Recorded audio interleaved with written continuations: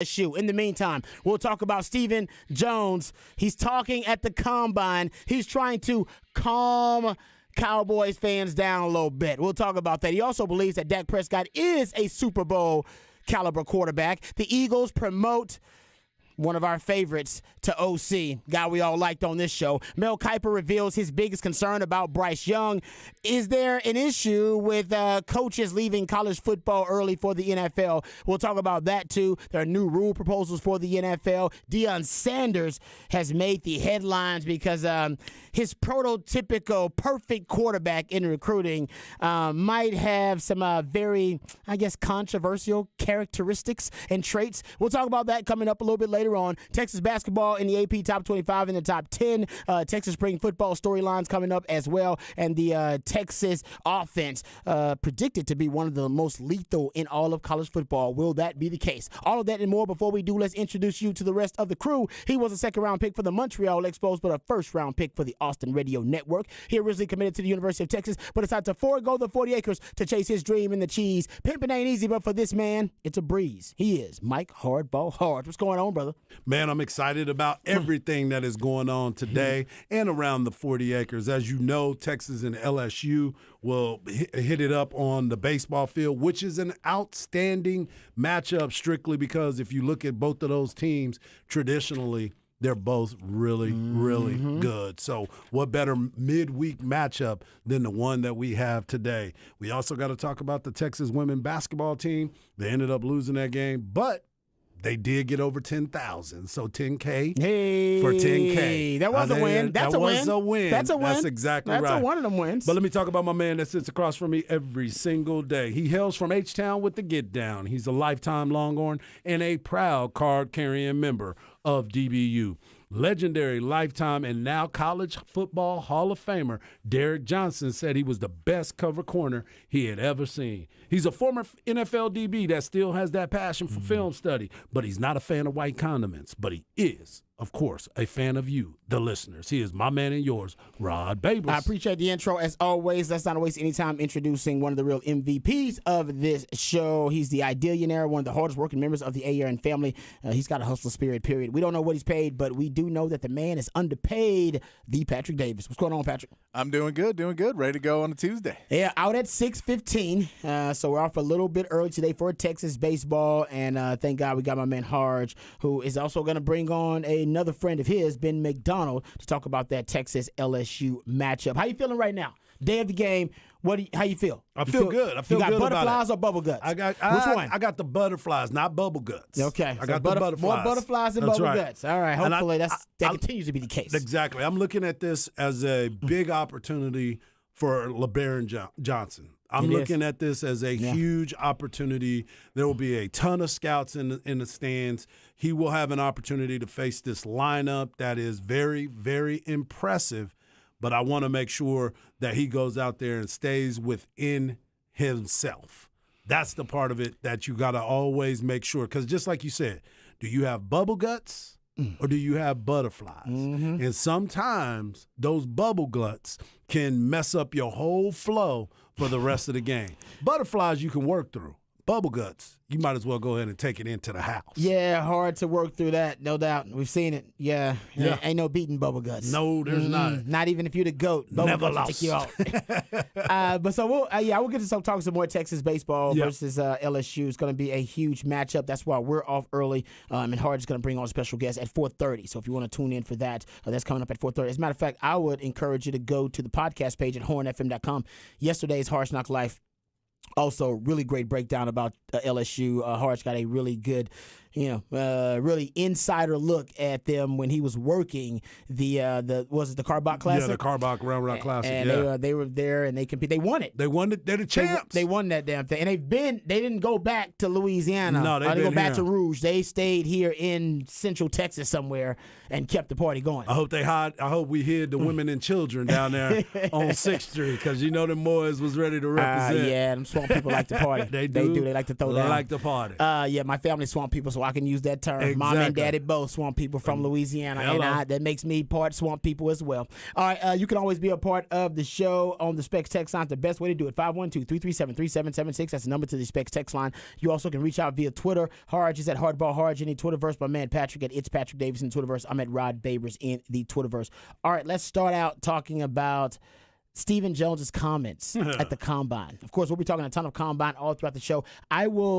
All throughout the week, I should say. I'll get into the Combine a little bit in Raj around the day. It's still really early on. I mean, all the positions are reporting later on this week, and then they'll start up the drills. I believe Thursday is when they start up drills and everything. Right now, it's medical evaluations and interviews at the Combine. So we'll get into that, too, a little bit later on in Raj around the day and start talking about my individual Combine experience, too. We're not there, but that was way, way back in the day. All right, so Stephen Jones was he's at the Combine, which all the top executives at one point, they're at the Combine. So this is where a lot of deals are done, but also where you get a lot of inside information. Yep.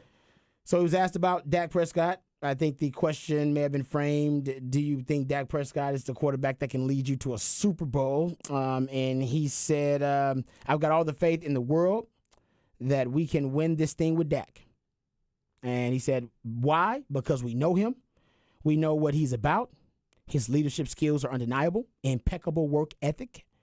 Other than he hadn't won some key playoff games, he's everything you want in a quarterback. From the day he walked in the door, he's won a lot of games. He's just got to get over the hump. Mm-hmm. The Humpty Hump. Yeah, is it, how big is this hump? How big is that hump? Yes. How big is the hump? Are we talking about lovely lady lumps? Yeah. Are we talking about exactly. we're talking about the Rocky Mountains here? And I think we're talking about the Rocky Mountains for most of the Dallas Cowboy fans that are trying to get rid of them. They're thinking of the Rocky Mountains. How big of this? I'm this thinking hump? more of a camel. I'm thinking more of a camel That's hump. a better hump there than the hump. Yeah, because that's. Right now, it's San Fran, and I would say this. We talked about it. We asked a question weekly, I believe, on this show, what teams in the NFC were better than the Cowboys. And I believe we came back with two. Correct. That were consistently better than the Cowboys week after week. We would ask the question. It was a thought experiment. And they played for the NFC Championship game. Amen. There you go. Yep. Which I think we were pretty accurate. All year long, we asked the same question. All right, who in the NFC is better than the Cowboys? And we said San Fran and the Eagles are better than the Cowboys. Absolutely. And those are the two teams that ended up the team that played for the championship. Better than the Cowboys. That's okay. Right. So that's, to me, that does say that it's not it's not a Herculean, insurmountable task. Right. We're not talking about something that is Sisyphean. Nope. To drop some kind of old school term on it. We're talking about literally them figuring out how to be better than two teams that were better than the Cowboys last year. Now, the 49ers were better even with a third-string quarterback, so that is a concern. You should be better than a team. I don't give a damn how loaded the roster is. If they're on a third-string quarterback and you got your starter, people should say that you're a better team than them, and nobody would say that, not even us. No, we did not. And we like the Cowboys. We did not. And the Eagles, they were that's a great success story, and they've, by the way, been reinventing themselves a lot better than the Cowboys, and they've been maximizing championship windows better than the Cowboys for the last decade. Correct. Or so. They've been building correctly. Yes. So I think you're right. I think it's more camel hump. I'm with you. Yeah. I'll go camel hump with it. We're right. I mean, the Cowboys are right there. You're a Cowboys fan. Yeah, very much so. Yeah, but, I'm sitting here trying to be impartial when we talk about this, but I have to be partial because of the question that was asked, and I'm with Stephen Jones. Now, the biggest question will be, in order to get him over the hump, what are you going to do to help him during this time? That's why they got Mike McCarthy calling the plays. Right. That's the whole point of the Mike McCarthy experiment is that, you know what? We need the head coach, the head man. Mm-hmm. We need him in charge of our most important asset, which is quarterback. That is the most important way to go. And for me, I'm looking at it and saying, all right, so what is going to be the recipe for success? Number one, you just said it. Mike McCarthy will call the plays. The other part of it, what are you going to do with your running game? And are you going to be consistent enough to realize that even if the running game is not to where it needs to be, you still need to be able to use play action off the running game? Because for all those that look at the analytics, and Rod, I know that you look at the numbers and you've seen it, and I've been talking about it for a very long time. The thing about it is he's so much better when you're using play action, because that half a second that he grabs those linebackers' eyes and that safety in those corners' eyes, he is able to make the plays. When you got him dropping straight back and he's becoming that pure passer, that's not a good recipe. It's not a good recipe. So I know if I can see the data, you can definitely see the data in Dallas. Yeah, so they need to make sure that they're using that data. If you're going to have all these analytic guys that are there, don't get away from the script. That's the problem that I have with the Cowboys, and that's what I had a problem with Kellen Moore with, because he would get there and be like, let's just let Dak throw it all over the yard. That's not a good recipe of success. Well, yeah, and that's the question was, can Dak lead you to a Super Bowl? And Stephen Jones' answer was, he can be our quarterback in a Super Bowl. And the word lead was left out in that because you go, look, we have to play balanced football and complementary football to be able to win. We have a defensive coordinator who's taking our defense to a higher level. And if we get that running game figured out and get the running game to equal out, then Dak's good enough, very much good enough to be that third piece in there and make it all come together. But we didn't figure out the run game, and when Tony Pollard got hurt, then we were done with the run game, and now we can't play complementary football anymore because we can't run the ball at all, and they know Dak Prescott is not going to pick them apart without a run game. Yeah, when Stephen Jones was asked, hey, what do the Cowboys have to do to get past the divisional round in the playoffs, he said, quote, I think we got to be one click better. Yeah, we're right there. And we've had some things. If a couple of things go our way, then you're in it. But at the end of the day, we've got to have our key guys. They've all got to play one click better. Mm-hmm. We've all got to be one click better. We've got to make the team one click better. Them clicks. We got to coach one click better. Our key guys got to get one click better. We're at 6 clicks right now. Yeah. I mean, we have to. We have to take the next step. We got a good football team. Obviously, I think regular season wins. I think maybe the Chiefs have as many as, or a little bit more. So we're both playing at a high level consistently. I love how he put up this. Yeah. He put him with the Chiefs. Sorry. He put him with the Chiefs. Right in conversation with the Chiefs. Oh, yeah. Wow, good for you. Yeah. Okay, anyway, continue. Believe Sorry. in it. So we're both playing at a high level consistently. It's just, unfortunately, we get in the playoffs and just not winning the key game. So you're just like the Chiefs. Until you're not. Just like the Chief without them rings. You just like the Chiefs until you're not. Okay, I got 6 clicks in that one quote there. I don't even know what what is a click in his definition of a click? I think he's thinking just one step. One step better. We need to be one more game better than everybody else. It's it's your own interpretation of the word click. Yeah. Whatever makes you feel good. I go, what's a click in the military term? They always talk about clicks. Is that a mile in the click? It's something. I can't remember. It's like a distance. I'm just saying, I don't know what a click. I think I've heard this, but not in a long time. And him and his pops, they just bring out the most random old school sayings. They make sure you're paying attention. Yeah, so now I got to look up click in Urban Dictionary. So go ahead. I'm gonna look it up. You think Stephen Jones uses Urban Dictionary words? He's trying to get you set up. You gotta pull up old Southern man dictionary. You're right. That's not Urban Dictionary. Urban Dictionary. And then Urban about that. I think that's the thing is if you would have asked him the next question, what do you mean by click? He goes, well, when I figure that out, we'll go to the Super Bowl. Yeah, that's a good point, Patrick. That is a doggone good point right there. I've been trying to click all day and it hadn't been working. Click, yeah, okay. Urban Dictionary, yeah, it's not going to be here. It's not working for you, bro. No, not going to happen. 1 kilometer. Sorry, that's what it means in military. That makes more sense in the military term. So I don't know. I guess he just means a step better. That's all it is. Better, just being a little bit better. Just one more step, bro. The click, but I love how vague they are in this stuff. Remember, Jerry Jones had something very similar when he said, "Oh man, I got to get the quote here just to make sure that I don't sound completely imbecilic." Okay, so Jerry Jones, remember he talked about the middle, and he was asked about, hey, the Eagles going to the Super Bowl, and their philosophy is to be aggressive. What do you think about that? And he said, on the other hand, my general experience has been that if you stay aggressive, I'm talking whether it's on the field or off the field, but pick your shots with risk taking. I've spent a lot of time in my life doing that. when they cut me open, it will be all those scars, heart attacks, all those risks I took and the years I spent paying for them. My point is, I do know how to take risks. They're absolutely right. We have been in the middle for a few years, but I like where we are right now, more in the middle. But given the opportunity, if it would make sense, I definitely got some risk taken in me. Honestly, I don't know if it's done intentionally or not. I do believe the Jones family are gaslighting Cowboys fans. I mean, I don't know if it's intentional, but the definition of gaslighting is to manipulate using psychological methods into questioning their own sanity or powers of reasoning. And here's why I have proof of that. I'm not joking. I went and did some research on this. Okay, so it was a study done after the Arian Foster comments about everything being scripted. Yep. There was a study done on social media.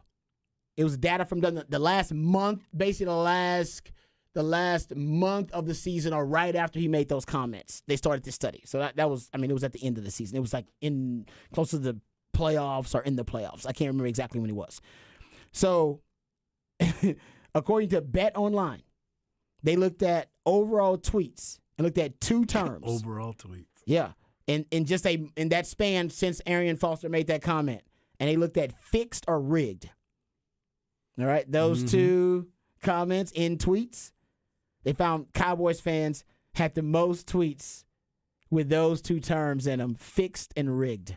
Out of all the fan bases, they had the most. And I could just be there are more Cowboys fans out there than anybody else. There is. That could Cowboys be true. fans. That could be true. Maybe they're on the grassy knoll more than anybody else because the grassy knoll literally exists in Dallas. Maybe that's so they're more conspiracy theory minded, whatever it may be. And Jerry's been very hard on Roger Goodell. Could be that. I think it's because Jerry Jones and Stephen Jones have been gaslighting Cowboys fans for a while now. And like I said, going back to the definition, you guys do question your own sanity a lot. Trust me. Because you're like, hold on, I think we're competitive. I think we should be. Well, shouldn't we be better? I don't know. Are we better? I lost my mind at the draft, Rod, worrying about a pick that ended up being one of our best players on the team. Yes, That's how you gaslight me. And you freaked That's out. how you gaslight me. You had a meltdown about it. I did. It turns out he was great. He was pick. great. I'm like, oh, man. They know what they're doing up there in Dallas. Great That's point. why I got to believe in it. Great point. But then you're going to tell me we're a click and a hump away? In a mountain? We got a camel hump? I mean, what do we got to get over the hump? Come on, man. You're right. It is the Rocky Mountains, that hump that we're trying to get over. Mount Everest. Yeah, I think they like gaslighting you guys because it keeps you guys active. Right. Which means you're a fan base that is always active. You're ready to either, obviously All in or out. Go to the mat for your Cowboys, Yep. all right, for sure. Or you're actually willing to criticize your own Cowboys first too. I think Cowboys fans are quick to criticize their own team. They're also quick to say, my team's going all the damn way. Right. They're both. Right. Yeah. You guys are just crazy battered women syndrome kind of thing. Yeah, no, you described Battered Monday, fan syndrome. Monday and Thursday. Monday, I have the worst team in the league. Thursday, winning the Super Bowl. Yeah. Sunday, Monday, we're coming back in here with Smooth Soul Monday. Mad with the blues. You guys are that toxic relationship where Right. I saw you guys on Wednesday and she was kicking you out and burning your clothes on the lawn and slashing your tires. And then I saw you on Saturday and y'all were at brunch and y'all were making out in public. And I'm like, what is happening here? Why? What? Got what? new rims. Yeah. I got new rims because of Yeah, that. is that like, what? What's What going happened on? to your car? Oh, man, she did that, but we good. You guys are Andre We Rison good. and Left Eye. Yeah. Like Cowboys fans, and Cowboys fans, y'all are Andre Rison and Left Eye. And I don't know- Burning down the Yes. house. I don't know Someone which is check on the which. I don't AT&T know Stadium. which is which. I don't know Exactly. I don't know if the fans are Andre Rison or if y'all are Left Eye. We're definitely left out because we will burn it down in a minute, but then be mad at you if you talk bad about us. Like you Crazy, can't. man. It's Oh, yeah, like that's your right. family. It's You're like right. your family. It's like we can fight every day, but if somebody from the outside say, "Man, y'all are trash family," everybody whooping you. Everybody coming on you. Everybody coming Yeah, on you. you're Don't right. talk about us. We can talk about it amongst ourselves, but everything else, I ain't got time for it. So, yeah, I'm 100% with you. And I think, going back to what you were saying about the glass, like the reason why so much that happens like that is because they're selling tickets too. Amen, brother. They are trying to Amen. make sure that that's Exactly. why they are filling it all up. Exactly. It's the same with the Texas Longhorns. Yeah. Everybody's bought in until week 2.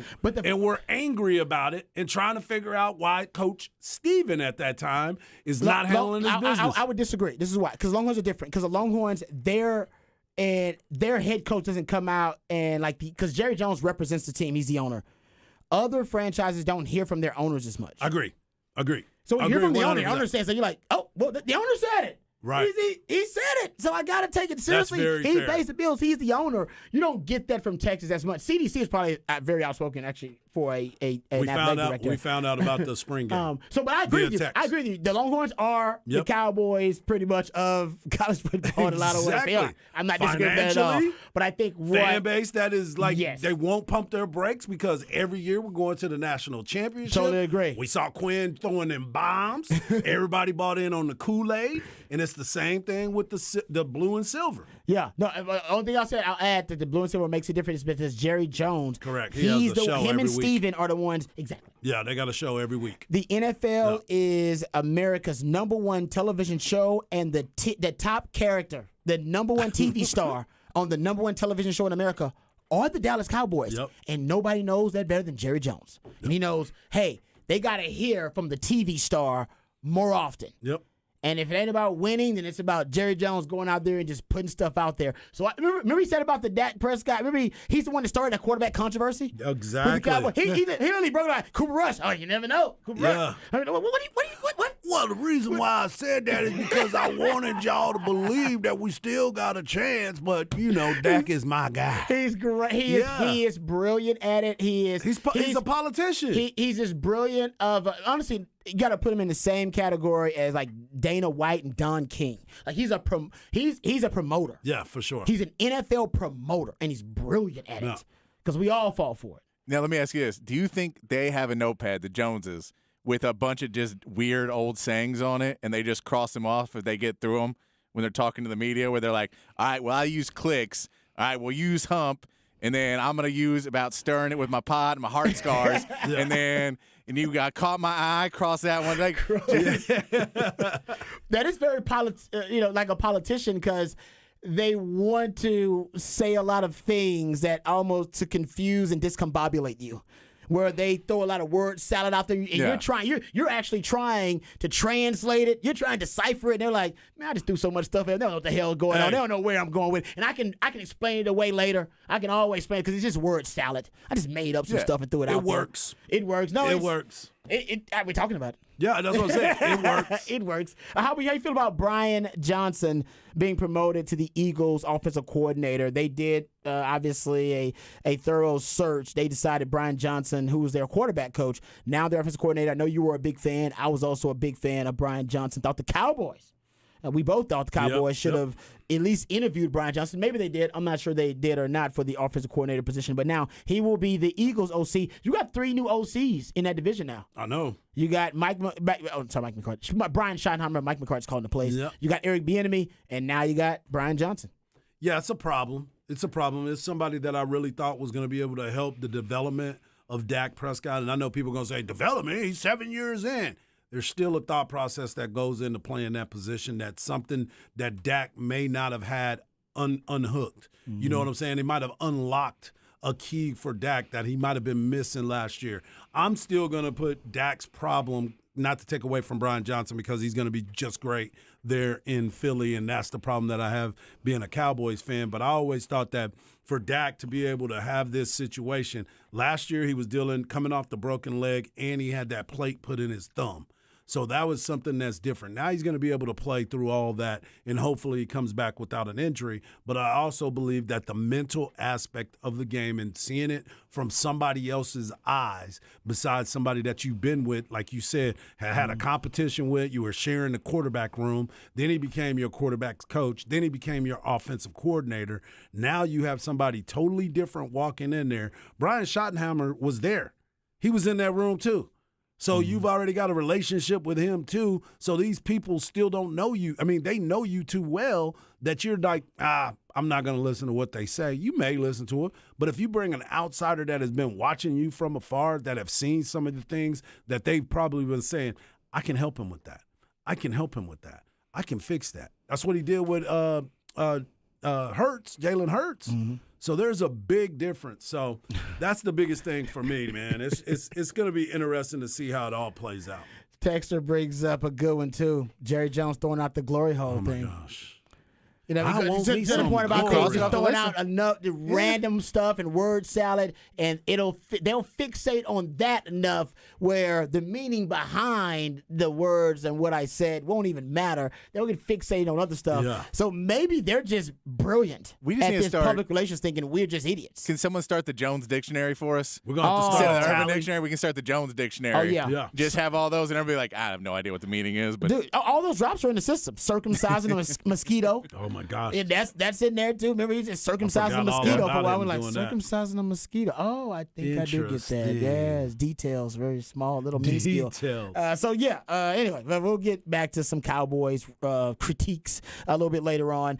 Okay, we got to talk about Deion Sanders and his new recruiting philosophy, and if it is indeed controversial or if it's common sense. Right here on Ball Don't Lie 104.9.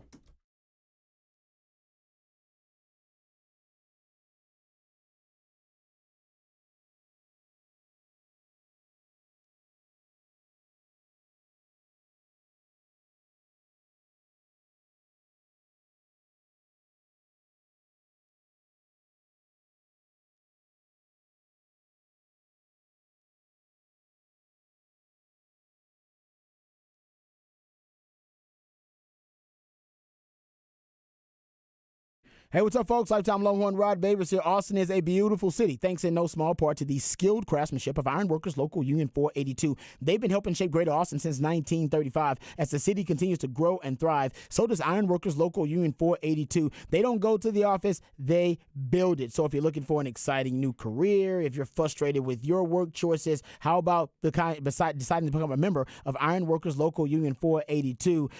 Folks, they have a fantastic union, and right now they're offering competitive wages. They're offering benefits as well, and a grand opportunity for you. Ironworkers Local Union 482 are hiring 3,000 people right now for a huge project, so you can become a member of Ironworkers Local 482 and take pride in the type of teamwork and craftsmanship that helps shape the future of this great city. Maximize your potential and be your best self today by applying at ironworkers482.org. That's ironworkers482.org.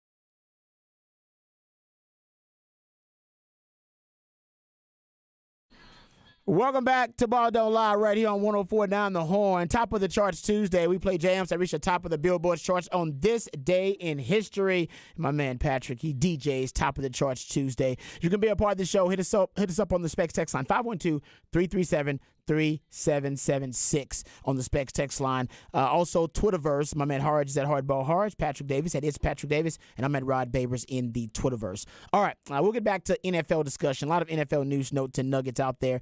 Next conversation is about a guy that used to be in the NFL, Deion Sanders, but now he is the head coach of the Colorado Buffaloes, and they're getting ready for their spring game, which I think I bet it's going to be on one of them ESPNs. I don't know how, or it's going to be available for Super to watch. I don't know if they can do it that way, but that's going to happen. Yeah, I don't know if it's going to be Fox. I don't know how it's going to work out because I haven't looked at all the different broadcast deals, and I know the Pac-12's got some issues. But they're going to try to make that thing available because, man, Deion Sanders right now trending for, well, it was for all the right reasons, but now it's just trending, period.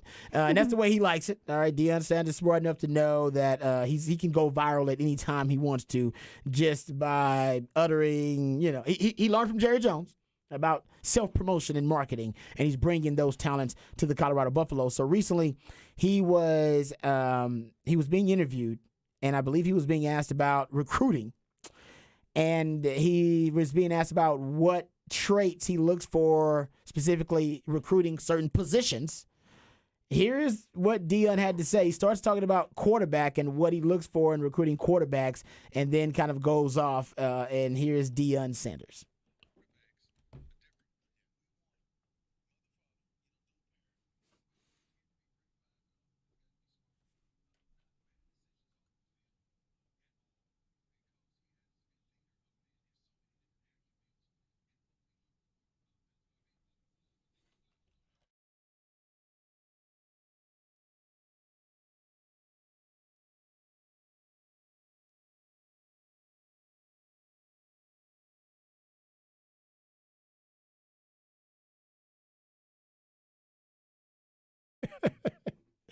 Deion's just funny to me. I'm not laughing at, obviously the context of what he's saying. I just think Deion's funny. I think Deion's delivery actually is pretty funny too, which helps. It makes what he's saying a lot more palatable. Right. It's like Jerry Jones. Like, you don't take what he's saying seriously sometimes because of the delivery of it, which is, if you're a comedian, that's the brilliance of being a comedian. Yeah. You deliver it the right way, and you're like, he's talking about something that Americans are obviously very polarized, but he's delivering in a certain way. And I think he did a really good job in delivering it. He does a good job with that anyway.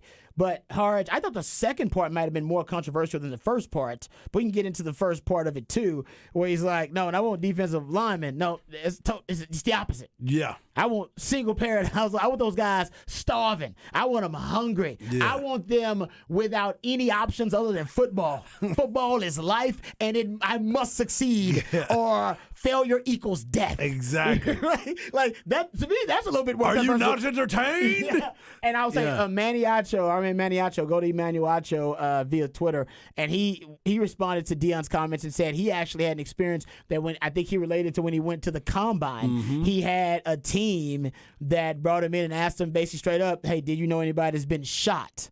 And his response was no. And later on, basically the team, or at least the representative of the team, told him, you're not a good fit for us. Right. And Manny Acho took that to mean basically because I came from a well-off kind of background, and because I was from more of an affluent background, educated background, both parents, that you didn't want me playing on your defense. Right.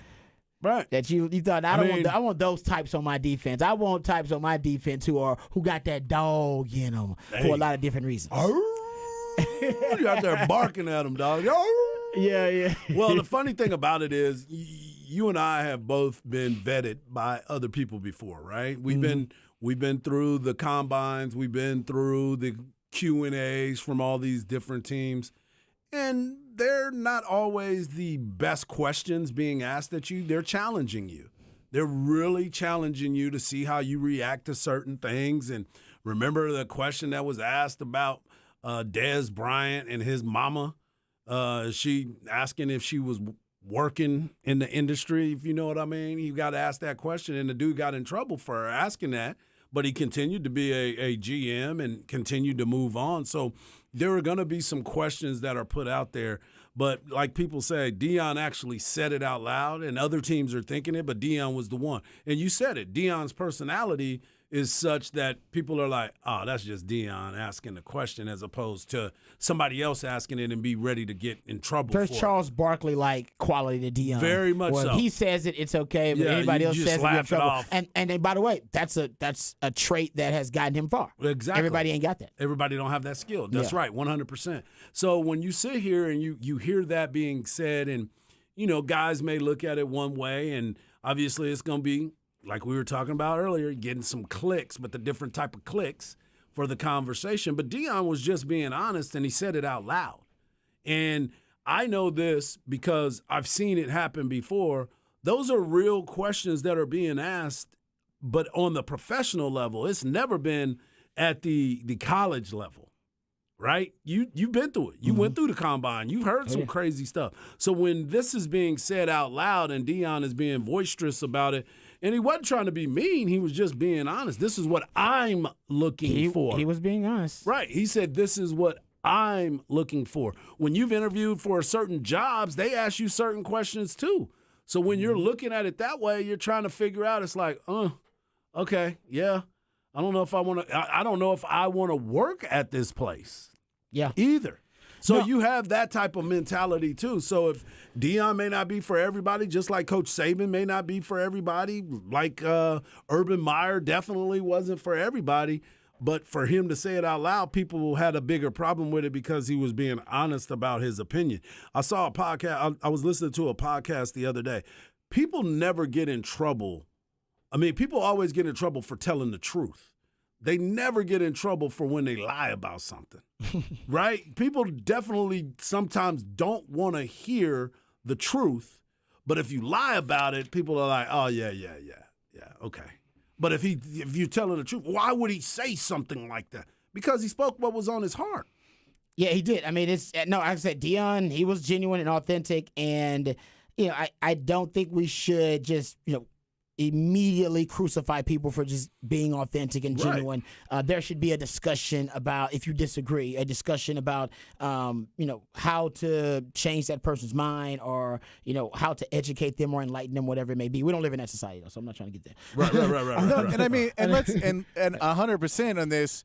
Let's not forget, he did say, this is what I look for. He did not say, this is a requirement. Yes, correct. And so there's a difference between what I'm looking for and what's a requirement. And if he said, I will not look at a quarterback in a single-family home, I will not even look at him. I don't care. Best quarterback in the league, won't even look at him. He didn't say that. He said, if I'm starting off my search, the resumes I'm looking at first are these. Yep. And is that right? Maybe not. But he's telling you these are resumes I look at. I can tell you as a fat man that I know every interview I walk into, I have to be funnier or better than other people because I'm going to be at a disadvantage because they'd rather hire someone better looking. Just as the way people are. It's human nature. Whether that's right or wrong, it is what it is. And I know that walking in. So there are these things where he goes, look, I'm telling you, but if you want to come in and prove me wrong, go prove me wrong. Yeah. Because I can tell you Deion Sanders is the type of guy who loves when a guy can prove him wrong and go out there and they're going to go, yeah, man, I grew up with two parents. My parents are going to be at the game, Deion, and he's the best D lineman in the league, and he's playing on your team. I don't think Deion would be upset about that. No, I totally agree. That's a great point, Patrick. I totally agree with you. I think this is kind of the data points that he prioritizes in his overall evaluation of different positions.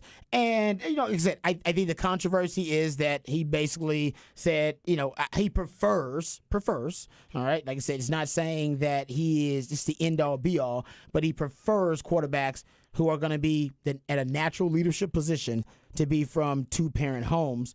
And mostly because I'm a data guy, and the data does point to kids who are from single-parent homes are more prone to being arrested, incarceration, lower rates of graduation, whether it be at the high school level or the college level. So he's probably looking at some of those data points and probably looking at his quarterback position and saying, hey, I want my quarterback to be from a more stable, or at least the most stable environment possible.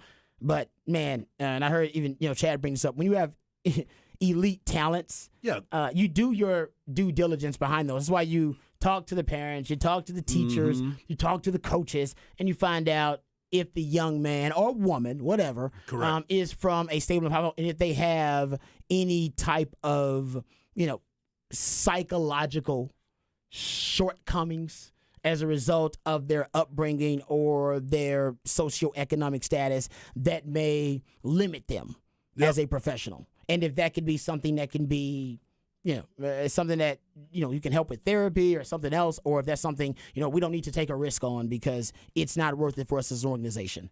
So for Deion to throw it out there, I just think it's jarring because you don't hear anybody keep it real. And he is the textbook example of when keeping it real goes wrong. Correct. And it goes wrong for him, but he doesn't care about that. Well, but I'll just tell you keeping this. it real. I think Deion Sanders knew exactly what he was doing and putting it there because he's a pretty smart guy. No, I know he is. And he goes, all right, where can I put this where I can say this and get the right amount of views on it and get this, and I'm going to have people coming into me and I'm going to get the right discussion put out there, and I can do all of these things and walk away from it. But if I do this on a certain news show, I'm going to get in trouble because I'm on this news show. Right. But I can do it here, and they're not going to worry about the show I'm on as much as they're worried about what I say. So I can put no, it's not really that. It's really the Craig Way comment that he gave me years ago. It's not what you say; it's how you say it's it. how you present and Deion presented it in such a way that you cannot say it was offensive, and you can't call him out for saying, "Oh man, that was offensive." It's like actually, it's just compelling. Yeah, it's provocative, and it's what you heard it's during that thing. You didn't listen to the whole interview. Exactly, but it's not necessarily offensive. We expect it to be offensive because it's a controversial topic. Correct. And most people cannot navigate their way through something so controversial. But Craig Way always told me, "Hey, Robbie, you'll never be fired from this job. It's all about for what you say. If you say it the right way. If you say it ain't what you say, it's how you say it. And I've never been fired. I've been fired, but never for what I said. I didn't even reprimanded for what I've said on the radio before. And you guys know I dive into the controversy. It's not a big deal. We all do. I walk the line. Right. So it's. I think Deion is brilliant, and he knows Johnny Cash.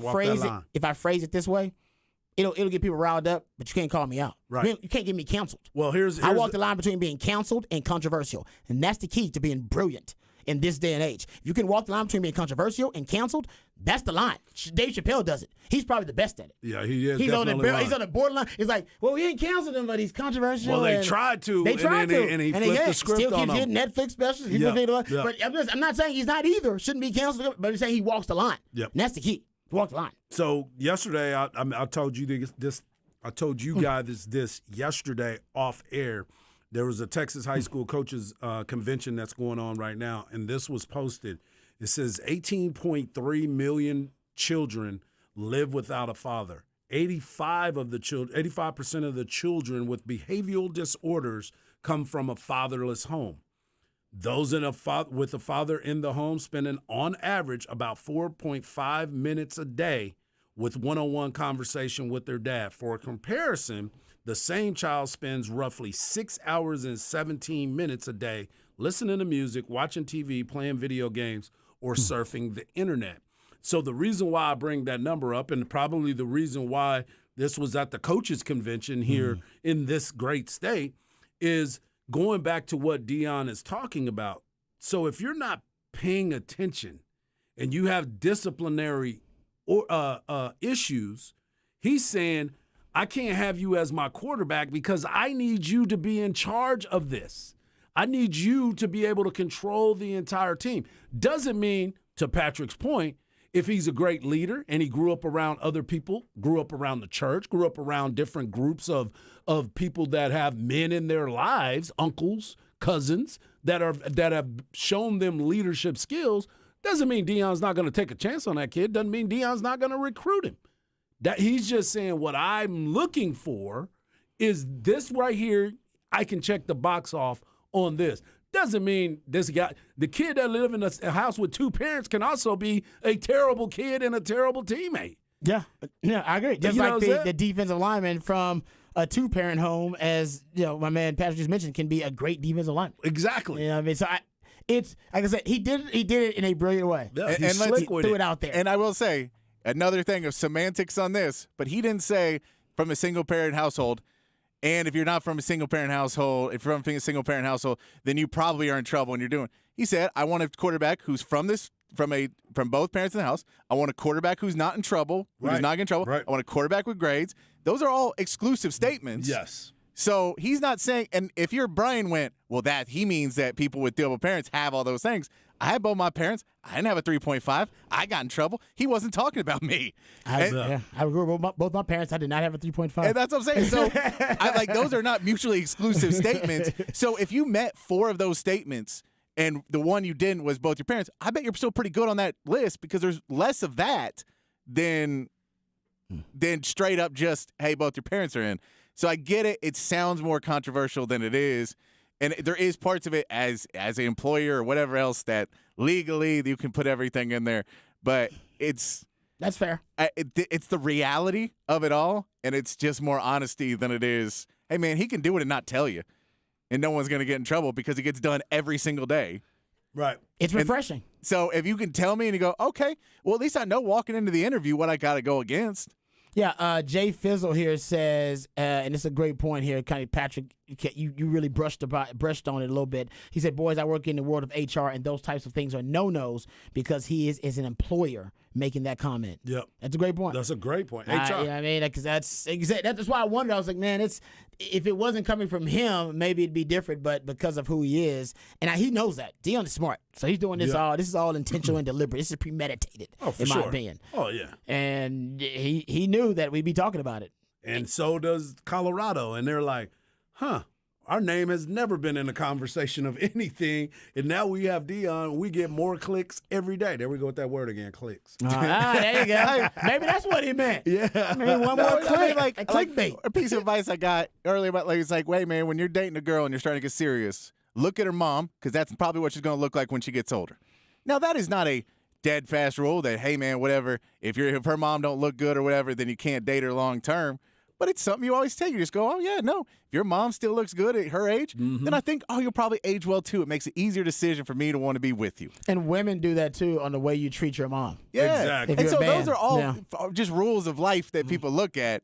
And it's just he said it, and he said it in an environment where everybody's worried about the semantics of it and it being above board.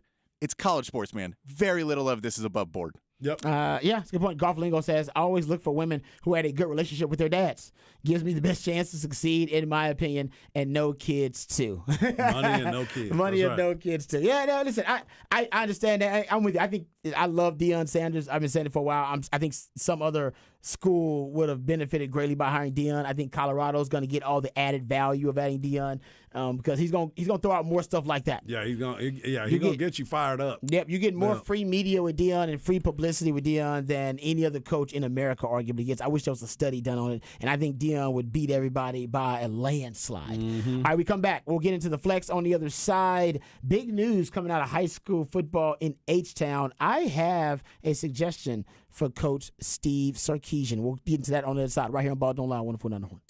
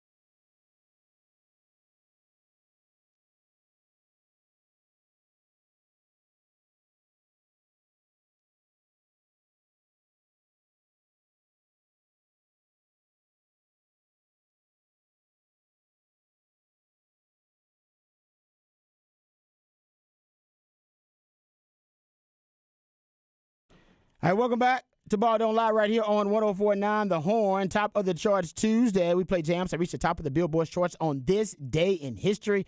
My man Patrick, the Killing Me Softly.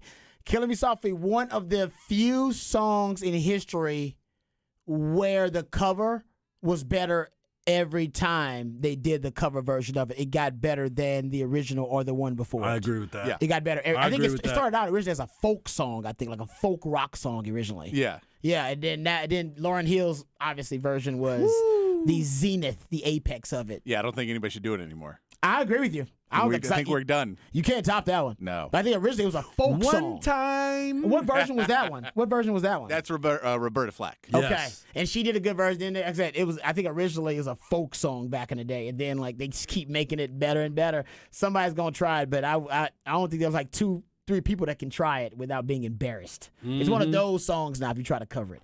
All right, covering the flex, not as tough, but we got a good crew covering the flex. Go check it out, flxatx.com, flxatx on all of your social media platforms. We got playoff action, Harge, here. Basketball playoff action here in the Central Texas area. Tonight, you have several games happening tonight. New Braunfels, basically you have San Marcos at versus Reagan at New Braunfels Canyon. That's at 7 o'clock tonight. You're also going to have Buda Johnson taking on Stony Point. That's going to be at Burger Stadium tonight at 7 p.m. Our man Flex on the call. Shout out, my man Zay and Roger Wallace. hooking That's it right. up. It's going to be, Buda Johnson is basically considered to be the best team in the area, correct? That's right. So that's going to be And a nice Stony matchup. Point is pretty dope. Yeah. Stony Point's 31-1, and Yeah. Buda Johnson's 30-4. So that's going to be a hell of a matchup. That is going to be really good. That's going to happen at Burger Stadium. If you want to get out there for that, Burger Stadium at 7 p.m. And then there's Harker Heights versus DeSoto. That's right. Also happening in the 6A matchups. And then 5A, my high school, Ellison, Colleen Ellison, 34-3, and number 2 in the state of Texas in 5A. They will play A&M Consolidated in Elgin tonight. Chad, make sure you go over there and let me know how my boys do tonight, Chad. It's in your neighborhood. Go over there and check them out. For shizzle. That's right. All right. Somebody send me this. I'll save my rant about who Steve Sarkisian should hire for later on. It is high school football related, but I'll save it for a little bit later on because we don't have time here. But I was sent this little nugget about Deion and how much free media and publicity that Deion has brought to Colorado already. Mm-hmm. So they sold over 30,000 tickets to their spring game. 30,000. Which is set to surpass the attendance of their last 7 spring games combined. By the way, here's a little nugget for you.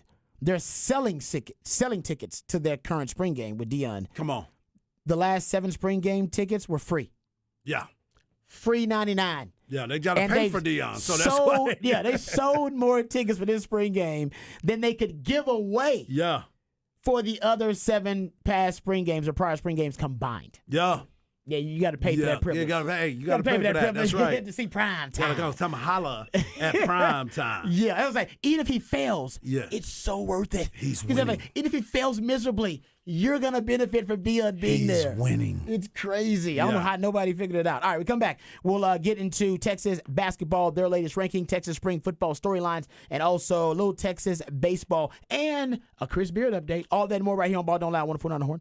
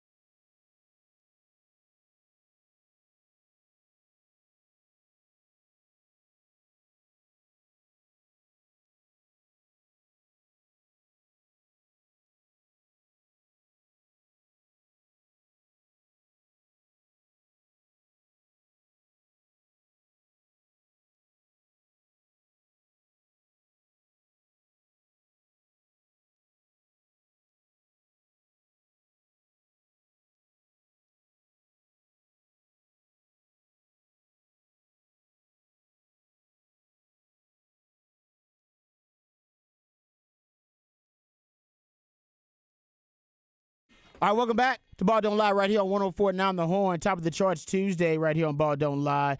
All right, so coming up in about 20 minutes from now, we're going to have a very special guest for Hard Knock Life. Who you got coming up for the people? We have the great Ben McDonald, former #1 overall draft pick in 1989, big-time pitcher for LSU, but he also does some commentary. He will give us a breakdown of LSU, what he thinks of them, and what's changed since he was there in '89. I like that. All right, Yeah. so talking some Texas baseball coming up here in just about 20 minutes or so. So you want to make sure you stick around there. We'll make sure we get out early so we got plenty of time to hear from Ben McDonald. In the meantime, we'll talk some Texas sports. We'll go behind the burnt orange curtain, talk a little Texas basketball. We'll talk some Texas football as well coming up here in this segment. You can always be a part of the show. Hit us up on the Specs text line. It's the best way to do it. 512-337-3776. You also can hit us up via Twitter. Hardball Harge is at Hardball Harge in the Twitterverse. I'm at Rod Babers in the Twitterverse. My man Patrick Davis at It's Patrick Davis in the Twitterverse. All right, let's talk about this report first that has surfaced about Chris Beard. And then we'll get into Texas basketball a little bit. So the coaching carousel, essentially in college basketball, has already started because Ole Miss and Kermit Davis, they said it was a mutually agreement to part ways between them. But that has been effective immediately. And he was in Oxford, I think, 4 years, less than 5 years.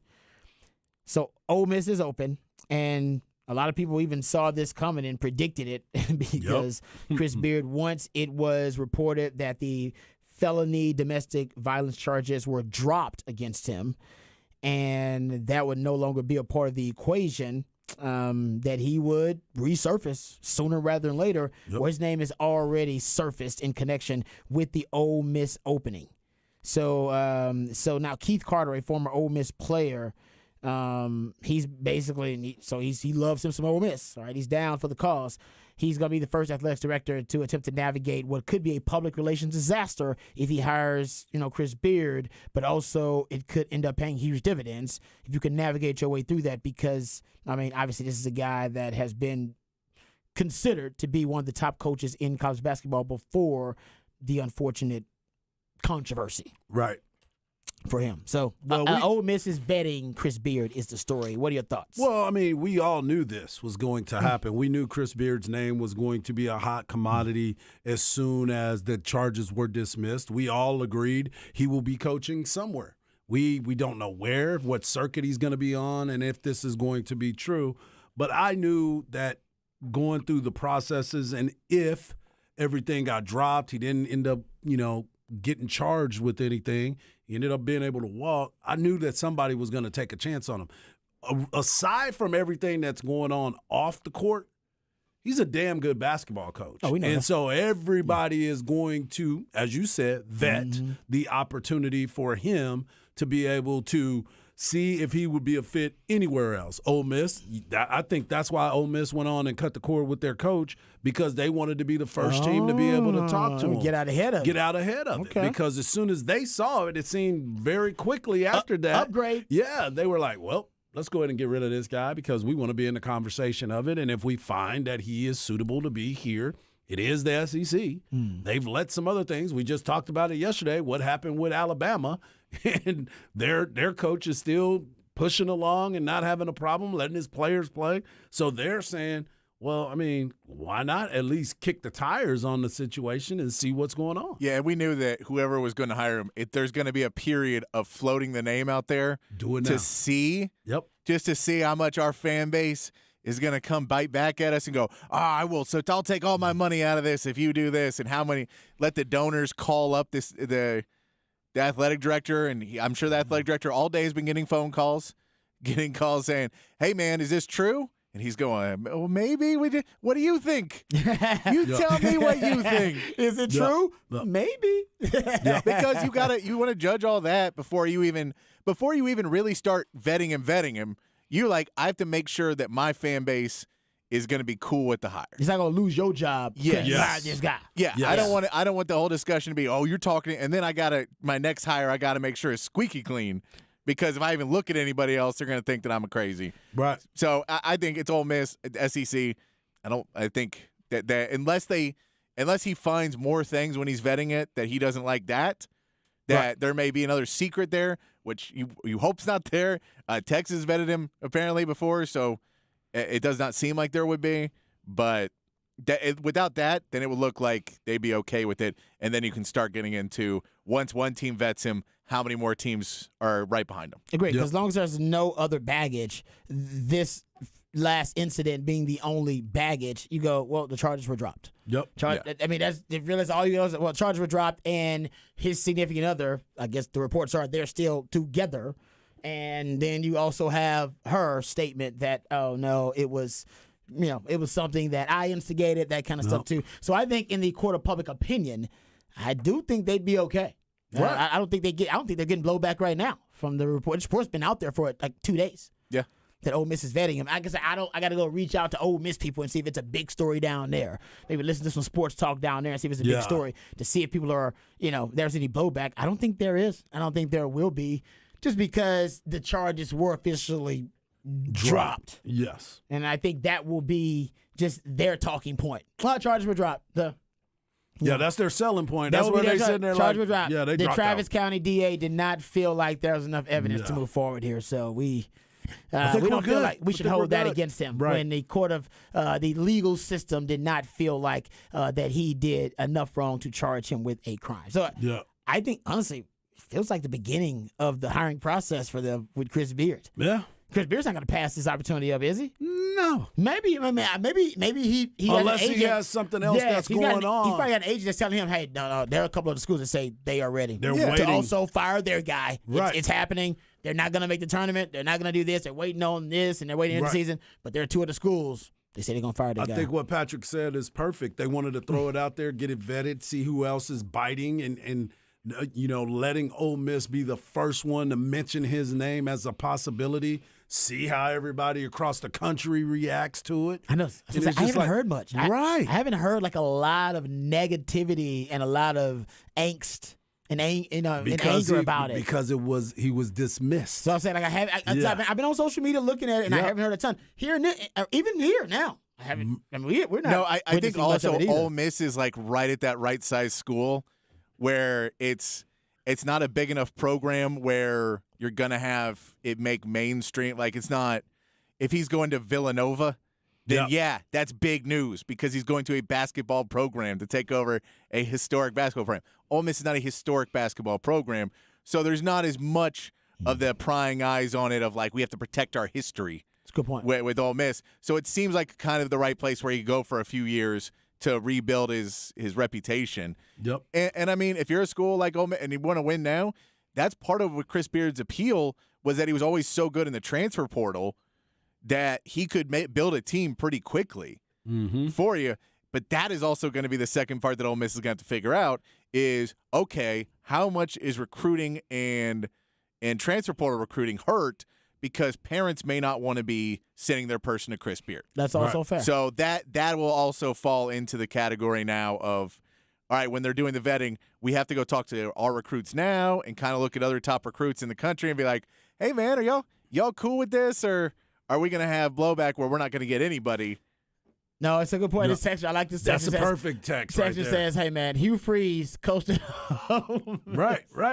That's a good point. Hugh Freeze coached at Ole Miss. They don't give a F. Right. And also keep up what's happening at Alabama right now with Nate Oates. Yeah. And that basketball program. And I'm not saying anything about the young man and his participation. I'm just saying there's not been any discipline handed down from that basketball program. They've decided, okay, if the police aren't doing anything, we ain't doing nothing. Yep. And I think that Ole Miss will have the same type of mindset. Well, the police ain't doing nothing, so we ain't doing nothing. He's all good here. The SEC is the perfect place for a coach with baggage. Yeah. Because they tend to, I'm not going to say they do it more than any other conference, but they do get more high-profile cases of it, I should say, where they will look past baggage because they see the benefits of having that coach irregardless of the history of that coach coming in. And like I said, there are tons of examples of it. Yeah. You can go through all of them. Yeah. So, and he will play Texas again. I think that'll motivate him too. Yeah, that will You know definitely. that's part of it. It's like, and by the way, you're going to get to play Texas again Yeah. next year. He's like, Yeah. hell yeah. Matter of fact, like that is y'all a ain't even got to special- pay me for that game. Y'all don't have to pay me for that game. Doing that one pro bono. Exactly. You know, he might take that gig just to play Texas again. And if he goes somewhere else that's not in the SEC, he's going to put Texas on that schedule. Like, no, I don't play Texas. Can we please play Texas? I really want to play Texas. Oh, Hey, before they hire me, schedule Texas before you hire me, and then hire me. Oh, how about this? Someone says Beard back to Tech would be hilarious. Don't. You know what I'm saying? Don't discount it. Don't count it out, Yeah, man. that's right. He might. They I've might talked pull a to stunt. plenty of Tech people that said, we forgive him. Right? And Tech, man, Tech said, would love. we forgive him. Yeah. Yeah. I wouldn't discount that. No, at all. Texas Tech knows about stuff returning like rashes and coaches. They know. Yeah. It would be pretty good, though. That would be Shakespearean in a sense. Yeah, someone says, could Beard ever be washed clean enough to come back to Texas? No. Texas is too prideful. Even if, like I said, even with the charges dropped and everything, Texas is too prideful as a university to essentially admit, like, I'm not saying they messed it up, but then that would be them admitting, like, yeah, we messed up. We shouldn't have done that. Texas won't do that. They'll rather, hire somebody else and essentially eat that crow. Yep. Rather than hire Chris Beard back. That's just not the way the university operates. No, not at all.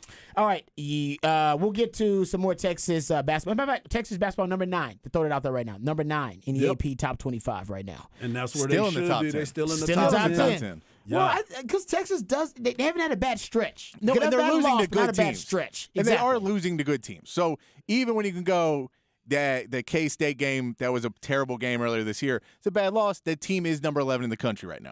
So you can say they're actually hanging in there and playing good basketball. The Illinois game might be, I don't know, I think they've fallen off a little bit more. They're an okay team, but that might be against the worst team. They've lost. Texas Tech is actually turning it back up now, and they're starting to play a little bit better basketball. It's a Big 12. You know you're going to take some lumps. It is the big thing. You cannot lose back-to-back games. And so this Wednesday becomes a much bigger game of, man, because if you lose two in a row and then you got to play Kansas, that is not the way you want to be going into tournament season. I agree. So for Texas at TCU, their next game, that's happening tomorrow. Yes. Actually. So we'll talk a little bit more about that and preview that matchup coming up tomorrow. But Texas baseball, big matchup with LSU tonight. So we'll get into that coming up in Hard Knock Life a little bit. Before we do, though, Texas spring football also next week. Right. Texas spring football practice starting up. Starts right up. Crazy that it seems like it's happening that quickly. Let me ask you, Arch, what's your top storyline, headline, narrative, whatever it may be, for Texas entering Texas spring football for you personally? Well, here's the biggest thing for me when you start looking at this entire breakdown of spring practices. The biggest thing for me is going to be Quinn Ewers and his development. Obviously, the quarterback position, we've been hearing it. You teased it a little bit earlier today, talking about Texas and the explosive offense that they are supposed to be heading into this season. What is his development going to look like? Is this the time where we see the fundamentals of Quinn Ewers grow even more so? Is he at that point where he's taking this by the throat and saying, this is mine, because the competition is going to increase? You know, Malik Murphy, I know a lot of people don't talk a lot about Malik, but I'm a big fan of Malik. I thought he was going to get a chance to play in the Alamo Bowl. I thought it would have been a perfect opportunity for the kid who has been working his way through everything the entire year. I thought he was going to get rewarded for that, but I also thought that Jaden Blue was going to get the play, and he didn't. So we didn't get what we wanted, so we're going to move on from that. But I think that's going to be the biggest thing as far as the chemistry with the wide receivers. How is Isaiah Nayor going to look? Is he healthy again? Is he going to be in that position to where people are going to be excited to watch him? Because I just hope he doesn't become Troy O'Meary, right? We kept thinking Troy O'Meary was going to play. We think, this is going to be his big opportunity. This is going to be the year where he finally takes off. Then all of a sudden, he just never could get cleared, right? I've seen the videos. He looks like he's ready, Isaiah, that is. It looks like he's ready, but we'll see. How is this offense going to work? And most importantly, the backfield. What is it going to look like? We talked about Cedric Baxter. We talked about Jonathan Brooks. We've talked about what they're going to do with Keelan Robinson. What is this offense going to look like, and are they going to be even better because of all of what they return? Yeah, I think for me, the biggest question is, what's the offensive identity going to be overall for Texas, which obviously is a multifactorial, kind of breakdown there. But I think the offensive line for me is going to be the biggest concern or the biggest headline for me and the biggest narrative that I'll follow all throughout spring, just because if Quinn Ewers takes the next step and I think that could happen, by the way, but if he takes a huge leap forward and becomes a quarterback that's worthy of being an all-conference performing quarterback, that would be great, and I think that could happen. That's realistic. If the wide receivers who regressed last year, if that group overall, which has Xavier Worthy and Jordan Whittington, and you're bringing in some really talented guys like Jonte Cook, you're bringing in some really talented players there, maybe that becomes the focal point of the offense, and the passing game is kind of just built around your really talented receiving corps, all the guys that can beat one-on-one. But no matter what it's going to be, and maybe it's a backfield with Cedric Baxter and Jay Brooks, as you brought up, but all of those different elements of the offense can regress potentially, and they could all end up, taking a step backwards, and they could also be a liability potentially if the offensive line isn't performing at a certain level. So for me, the offensive line, even if it's an average quarterback, average Quinn Ewers, or the running game, the running backs themselves aren't special like Rojo and Bijan. I don't know if your wide receivers say they're on the same level they were last year and they were not a strength for you last year necessarily. If all those things happen, but your offensive line is a strength, I think it'll lead you to a easier, more organic offensive identity. So for me, I think, and based on the last two recruiting classes, your best player might be on the O-line. I mean, Kelvin Banks at left tackle last year as a freshman stonewalled the likes of Will Anderson, who's going to be a first-round pick. The K-State D lineman, Udoka, right? Him as well. Mm-hmm. What's the Iowa State D lineman? I can't think of the top of my head. Will McDonald. Another guy that's going to be drafted really high. I mean, all of those guys are pretty much stonewalled by Kelvin Banks and didn't even have a sack against him. Right. He was one of the best offensive linemen in the country as a true freshman. And by the way, I'm not trying to bring this up because it's a sad thing. He had personal things he was going through as a true freshman starting at Texas at left tackle.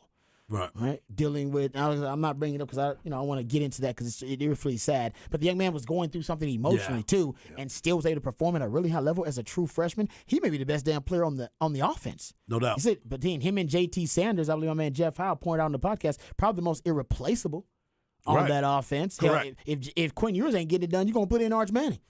Are you going to go with Malik? Right. That's what I'm saying. Somebody going to have be eye at quarterback. Yeah. And whether running back, if, Jonathan Brooks can't get it done, you got the number one running back in the country in Cedric Baxter. Wide receivers, you got options there. Where you don't have options is really at left tackle and tight end. Those guys are remarkably, extraordinary at what they do, and maybe some of the best in the country at what they do. And that's why, to me, the offensive line is where it starts. You may end up upgrading on the offensive line because you had one of the top 5 recruiting offensive line hauls in the history of modern recruiting 2 years ago, and you had another really good one this past year. I was going to say, they continue to get better on the offensive line. They're Big recruiting humans. very well on the offensive line. This is the year for it. This is it. And you got a good coach. Yep. And Kyle Flood, which we all agree is a damn good coach. So this is the year, to me, the offensive line really asserts themselves, and not necessarily really mattering how dominant and elite the skill positions are, because that group right there should be mauling up front. Oh, my goodness. This is the year for it. This is the time for you to take off. And we did not see it in the Alamo Bowl, unfortunately. No. But Kim Kardashian, Nicki Minaj, Serena Williams size, Cardi B size, Megan Thee Stallion size. But is that now you got an off season and you'll have spring to get it all together. I'm expecting that group potentially to assert themselves as the identity of the offense. Yeah, and they need to. They do. They need to. They got the talent. They have to dominate during the spring game. They got to dominate the entire time. And if we don't see that type of leverage, because remember, for the first couple years, they were using just one offensive line during the time of the spring game. Yeah, 2 years ago. Now they got the depth. Yeah, 2 years ago they didn't even have enough scholarship offensive linemen to have two different groups of offensive lines. Yeah, you're right. Came a long way with those big humans. All right, sure. Coming up next, you got Ben McDonald. We got Ben McDonald, LSU great, former #1 overall draft pick in 1989. This is going to be great. He's going to break down LSU Tigers. Go Tigers, as they like to say it in Louisiana. No doubt. All right, so we'll come back, talk about Texas LSU on the other side right here on Ball Don't Lie on 104. Now the Horn.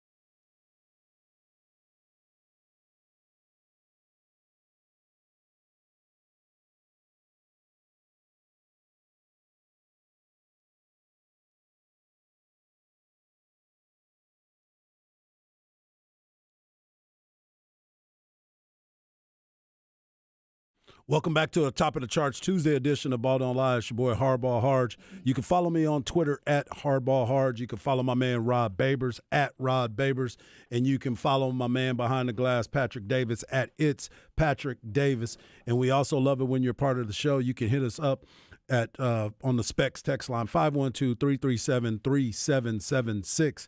And joining us right now on the Vaqueros Cafe and Cantina hotline, since we're talking about Top of the Charts Tuesday, this is a top of the chart draft pick, number 1 overall in the 1989 draft by the Baltimore Orioles. He pitched at LSU. He was an Olympic gold medalist. He was the Golden Spikes Award winner in 1989. He was inducted into the College Baseball Hall of Fame in 2008.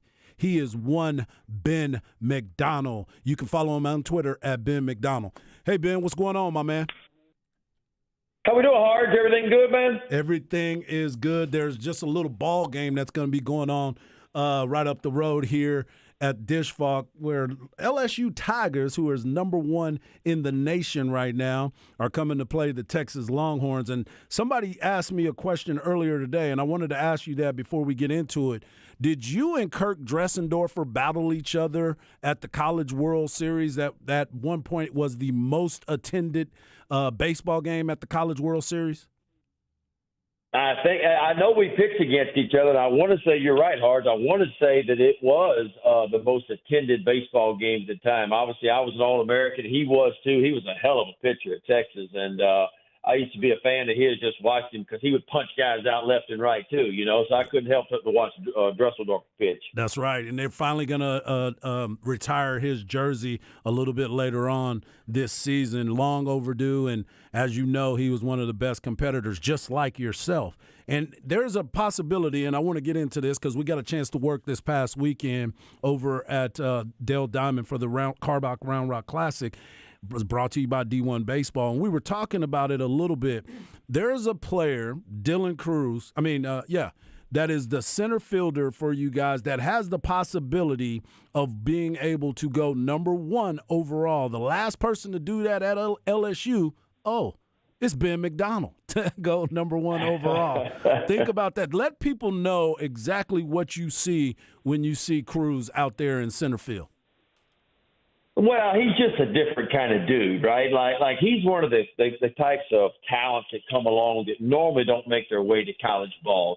A talent like him, I can remember in the LSU uniform last, was Alex Bregman. You know, Alex Bregman was not supposed to come to LSU. He hurts a thumb leading into his senior year, and it drops him in the draft a little bit. High school, you know, he says, I'm going to LSU. Dylan Cruz could have went late in the first round, but he really wanted that college experience, and so he comes to LSU. And I'm going to tell you, Harge, ever since he's put an LSU uniform on, he has been outstanding. He's played outfield, left field 1 year, right field 1 year, and he's been in center field the last couple of years. But it's a unique talent, you know, and we talk about 5 tools, and we kind of throw that term around, I think, a little bit too much because there aren't that many real 5-tool dudes out there, but he's one of them. Like he can hit for power. You saw it this weekend. The ball just thumps off his bat. He can hit for a high average.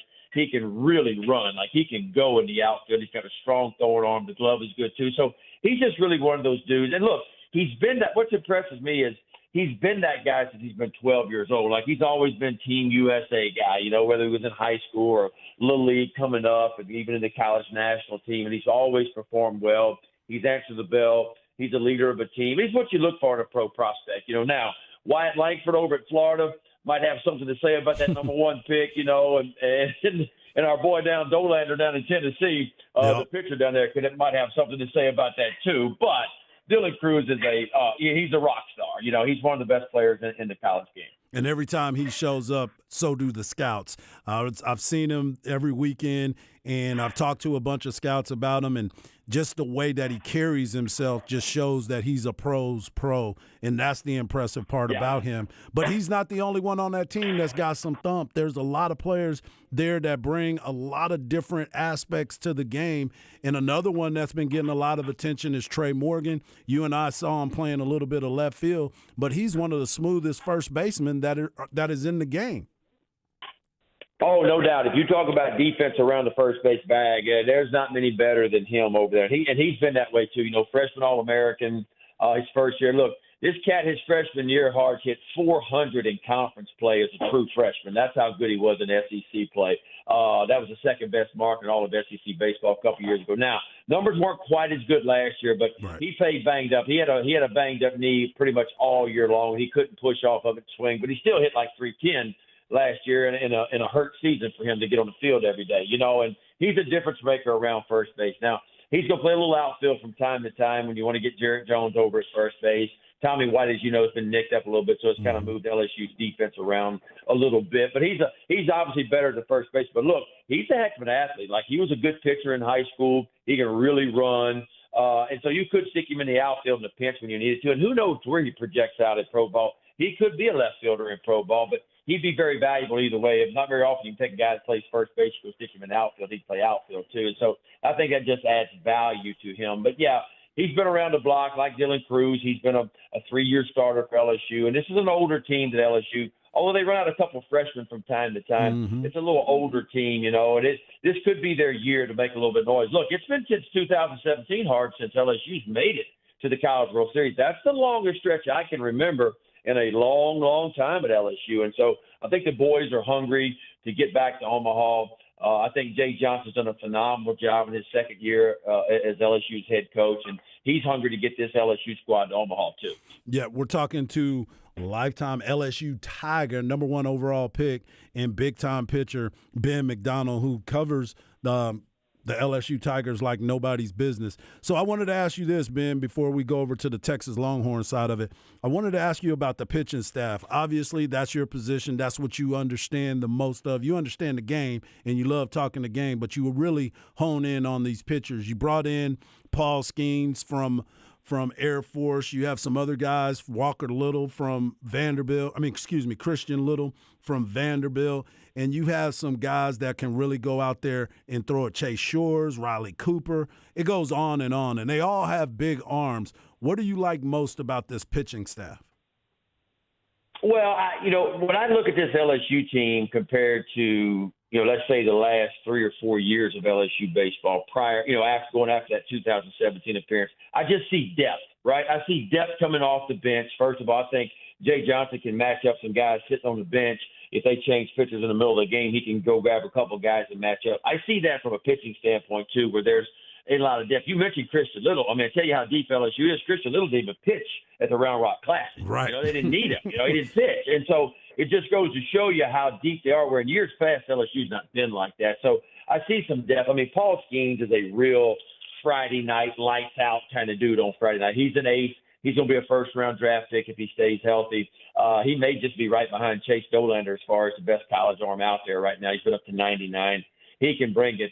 You mentioned Riley Cooper. I don't think Cooper stays, to be honest with you, hard in that rotation. I think he's too valuable out of the bullpen for LSU. 3 different times last year in conference play, he pitched all 3 games of an SEC weekend out of the bullpen. So I think ultimately that's where Jay wants him to end up, in that bullpen. But I think the guy you're going to see tonight for LSU, and Thatcher Hurd, has to take a big step forward. Thatcher Hurd transferred to LSU out of UCLA, where he had a really good freshman year until he hurt his back last year. I think he was a number 2 rated right-handed pitcher his senior year in high school, coming out of the state of California. He's a real dude. But he wasn't very good his first time out against Southern University. I think they're going to wait to see how he pitches tonight. If he pitches well tonight, I would not be shocked to see him go into that weekend rotation for LSU. But he's got to pitch well against the Horns. It's a pretty hostile environment over there. Obviously, the Horns aren't swinging it like we saw them swing it last year yet, but it's still a tough place for a visiting team to go and win. There's been a lot of pressure on Thatcher Hurd to go perform well. And then, of course, you look at the back end. You mentioned some of the other guys LSU has. It's just some depth in that bullpen that they haven't had maybe in years past. You mentioned Chase Shores, a true freshman we saw on Sunday. He was up to 99. I think there's still a lot of work for him, but you can see it's a big upside there at 6'8". It's a big upside for him. So, yeah, LSU's got some dudes this year, man. I don't know if it's Tennessee kind of dudes up and down the lineup card, but as far as what they've had in years past, it's certainly a much deeper team, both position player-wise and pitching staff-wise. Yeah, no doubt, because I look through the roster and everything that you see, 6'6", 6'5", 6'2", 6'4", 6'6", 6'8". I'm just like, man, they're coming at you like a football team. As soon as you get off the bus, you want those guys jumping out.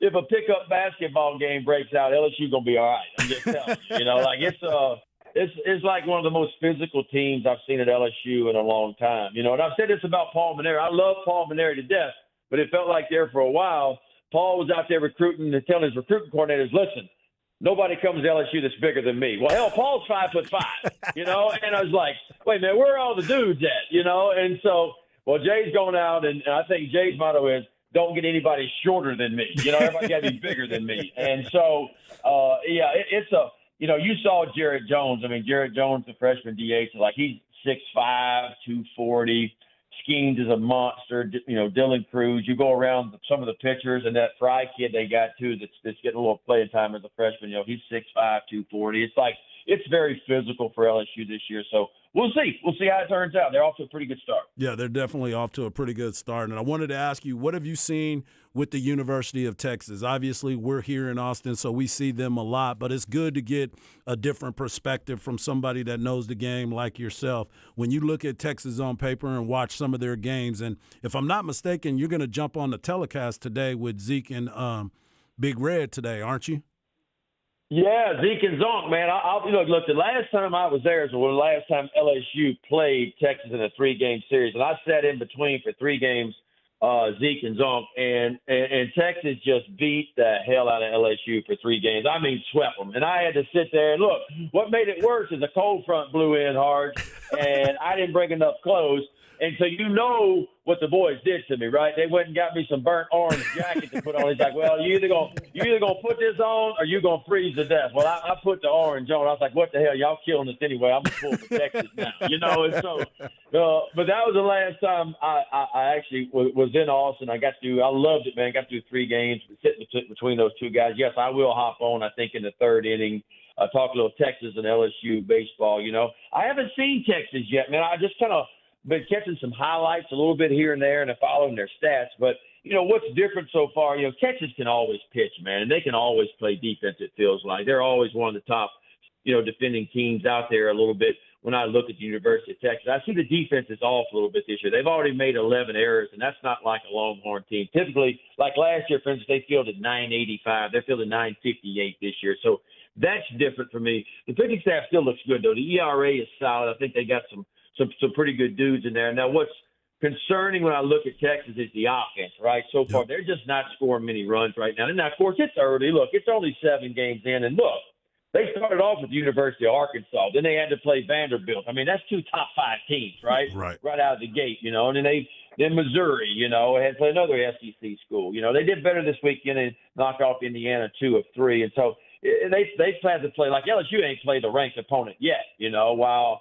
Texas, on the other hand, has played some real teams. And so that always factors into the lack of runs sometimes, you know. But I do see where the offense is off a little bit. I mean, as a club, they're only hitting 224 this year and, you know, only scoring about 4 or 5 runs per game, which is not anything close to what they did last year. Of course, when you lose Ivan Melendez, the best player in the country, and it was a big turnover. You know, they lost a lot of their everyday players. And, look, when you lose a lot of guys, sometimes it takes a little bit of time to kind of fill out and see whose roles are going to be what, and maybe put it all together. You got a pretty new coaching staff as well. And so I'm not worried about Texas. I mean, I know everybody in Texas kind of like it down in Baton Rouge, like there's probably a little bit of panic going on right now, but I wouldn't panic on Texas. They'll get it figured out, man. They'll get it figured out. My producer, Patrick Davis, said that he was going to give me a panic button when it's time to panic. I said, hold off on it. Not time to panic yet. We still got some time. I'll let you know when we need to start panicking. That's right. That's right. Before I let you go, Big Ben, I wanted to ask you, you went out to Steiner Steakhouse. I saw that you posted a picture. You went out there and had some dinner. My co-host, Rob Babers, is a big-time sponsor for them, so endorser for them. So tell us what you had out there and how you enjoyed yourself. Man, I tell you what, I've been fortunate enough. I've been to a lot of steakhouses, man, and I'm gonna be honest with you. The food there was second to none. The view from up top. I'm glad I got there. I'm glad I got there before dark because the view is second to none as well. Just a beautiful. And look, what topped my night off is Mr. Bobby Steiner, the world champion bull rider, came over to say hello. Now I was with my brother-in-law who who rode bareback at the national finals 4 different times, and I went 3 times to Vegas to watch him ride. So I'm kind of a rodeo fan at heart. I really like the national finals in Vegas. But when Mr. Bobby Steiner came over, not every day you get to meet a world champion, and he came over to say hello, and that was look. That's kind of like me meeting Nolan Ryan for the first time. You know, I'm a big baseball fan too, but I like my rodeo stuff too, and to meet Mr. Bobby was a thrill of mine. And so he sat down and said hello and got to visit with him a little bit, and he was a great host. And I told people when I went back, I told Kyle Peters, I said, KP, dude, I got the steakhouse we got to go to next year. Like, this place it's like there's not a better place around than this. I'm just telling you, for the environment. It's beautiful out there. They had a little band going out there. They had the wood fire stove going out there. Like it was, man, I could hang out there a while. I'll be honest with you. Damn right. Yep. Well, nice. we're glad. And I'm gonna tell you one more thing too, Harge. One more thing too that was bad. Well, it was kind of bad, but it wasn't too bad. But every daggone bourbon drink I had tasted just like another one too. I mean, it was good there. I'm gonna tell you. That's the danger of it when it starts tasting the good, baby. Right. I was like, man, I got to get out of here. I got to call a ball game tomorrow. I got to get out of here. You know, so I hated to leave. Well, we're glad that you got a chance to enjoy Austin. Well, I appreciate the time that I spent with you this weekend because I learned a little bit more every single day listening to you talk about the pitching staffs and the delivery of the pitch and where they need to spot up in certain situations. So every day I felt like I got educated, and I appreciate you taking the time, man, because every day you think you know something about baseball. I appreciate you saying that, Harge. I appreciate that. Yeah, man, I like to talk at the game of baseball, you know, and from a pitching standpoint, from a hitting standpoint, it's a wonderful game, and I'm happy for college baseball. It continues to grow, and so I'm fired up about that. Well, we appreciate you, and we'll get you back on a little bit later in the season as well because I want to see how this goes a little bit longer when you're talking about your LSU Tigers being number 1. Let's see how long they can ride with it. Thanks again, Ben. That's right. All right, Harge. Y'all take care. Good talking to you. I appreciate Thanks, you, man. Ben. There he is, Big Ben McDonald, talking about his LSU Tigers. First pitch tonight, 6:30. What time's the pregame, Patrick?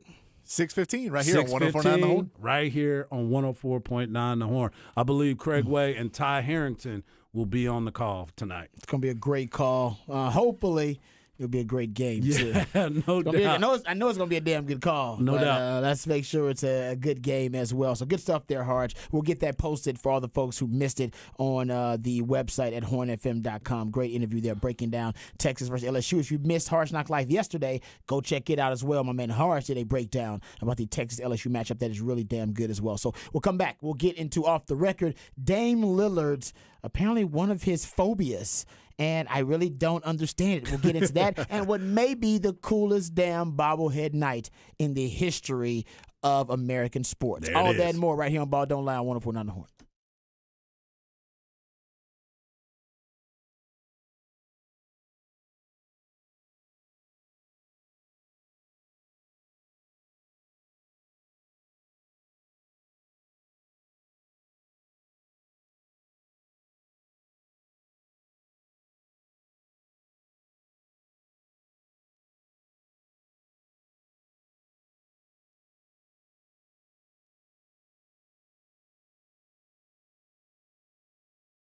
Hey, what's up, folks? Lifetime Longhorn Rod Babers here. Everyone knows my favorite tequila, Hot Cat Tequila. Pretty simple because so is the recipe. It's just cinnamon, agave, and tequila. That's why the cat stands for cinnamon, agave, and tequila. And that's why it's so delicious. That's why it's so brilliant, so light, and so smooth. Sometimes a little too smooth because it is a tequila lover's dream. If you're not a fan of tequila, Hot Cat Tequila will make you a fan of tequila. It turns any event into a party. Every party feels like a celebration with Hot Cat Tequila. And once you try Hot Cat, you won't go back to that old cinnamon whiskey or that cheap tequila you were ordering rounds of when you were just trying to get the party started. So turn up your party today with Hot Cat Tequila. No watch party is complete without Hot Cat Tequila. Perfect way to pregame for all the big games, concerts, festivals, or any night on the town with family and friends. Matter of fact, this past weekend was a great weekend, partly because I got a chance to enjoy some Hot Cat Tequila. Got it done the right way. Best served cold for a quick round of shots or to sip on the rocks. So visit cattequila.com. That's cattequila.com to find a store near you that sells Hot Cat Tequila or to find a bar near you that serves Hot Cat Tequila. Toast and turn up with Hot Cat Tequila.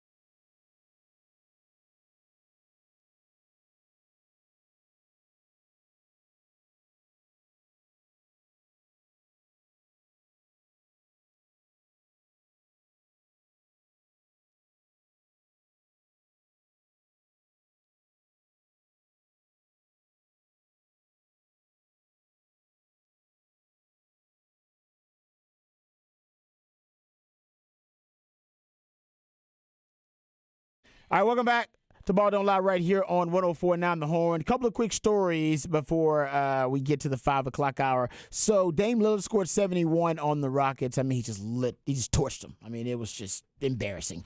But in the postgame, he also wore a Prairie sweatshirt, a PV sweatshirt, baby. To kind of throw it in Houston's face, I guess. I don't know what that was about. Yeah. But he also was drug tested right after his 71-point performance. The NBA drug tested him, which to me is the ultimate compliment. It's like, you are so badass and so impressive. I don't think you did it on your own. I think you needed help. They did Ja Morant the same way. Ja Morant. Yeah, they did DK Metcalf recently. Yeah, NFL did him. I think it's a compliment, so I think the guys shouldn't be so offended by it. But something that Damian Lillard said when he was asked about the drug test that stood out to me. Here is Damian Lillard being asked about being drug tested after his 71-point performance.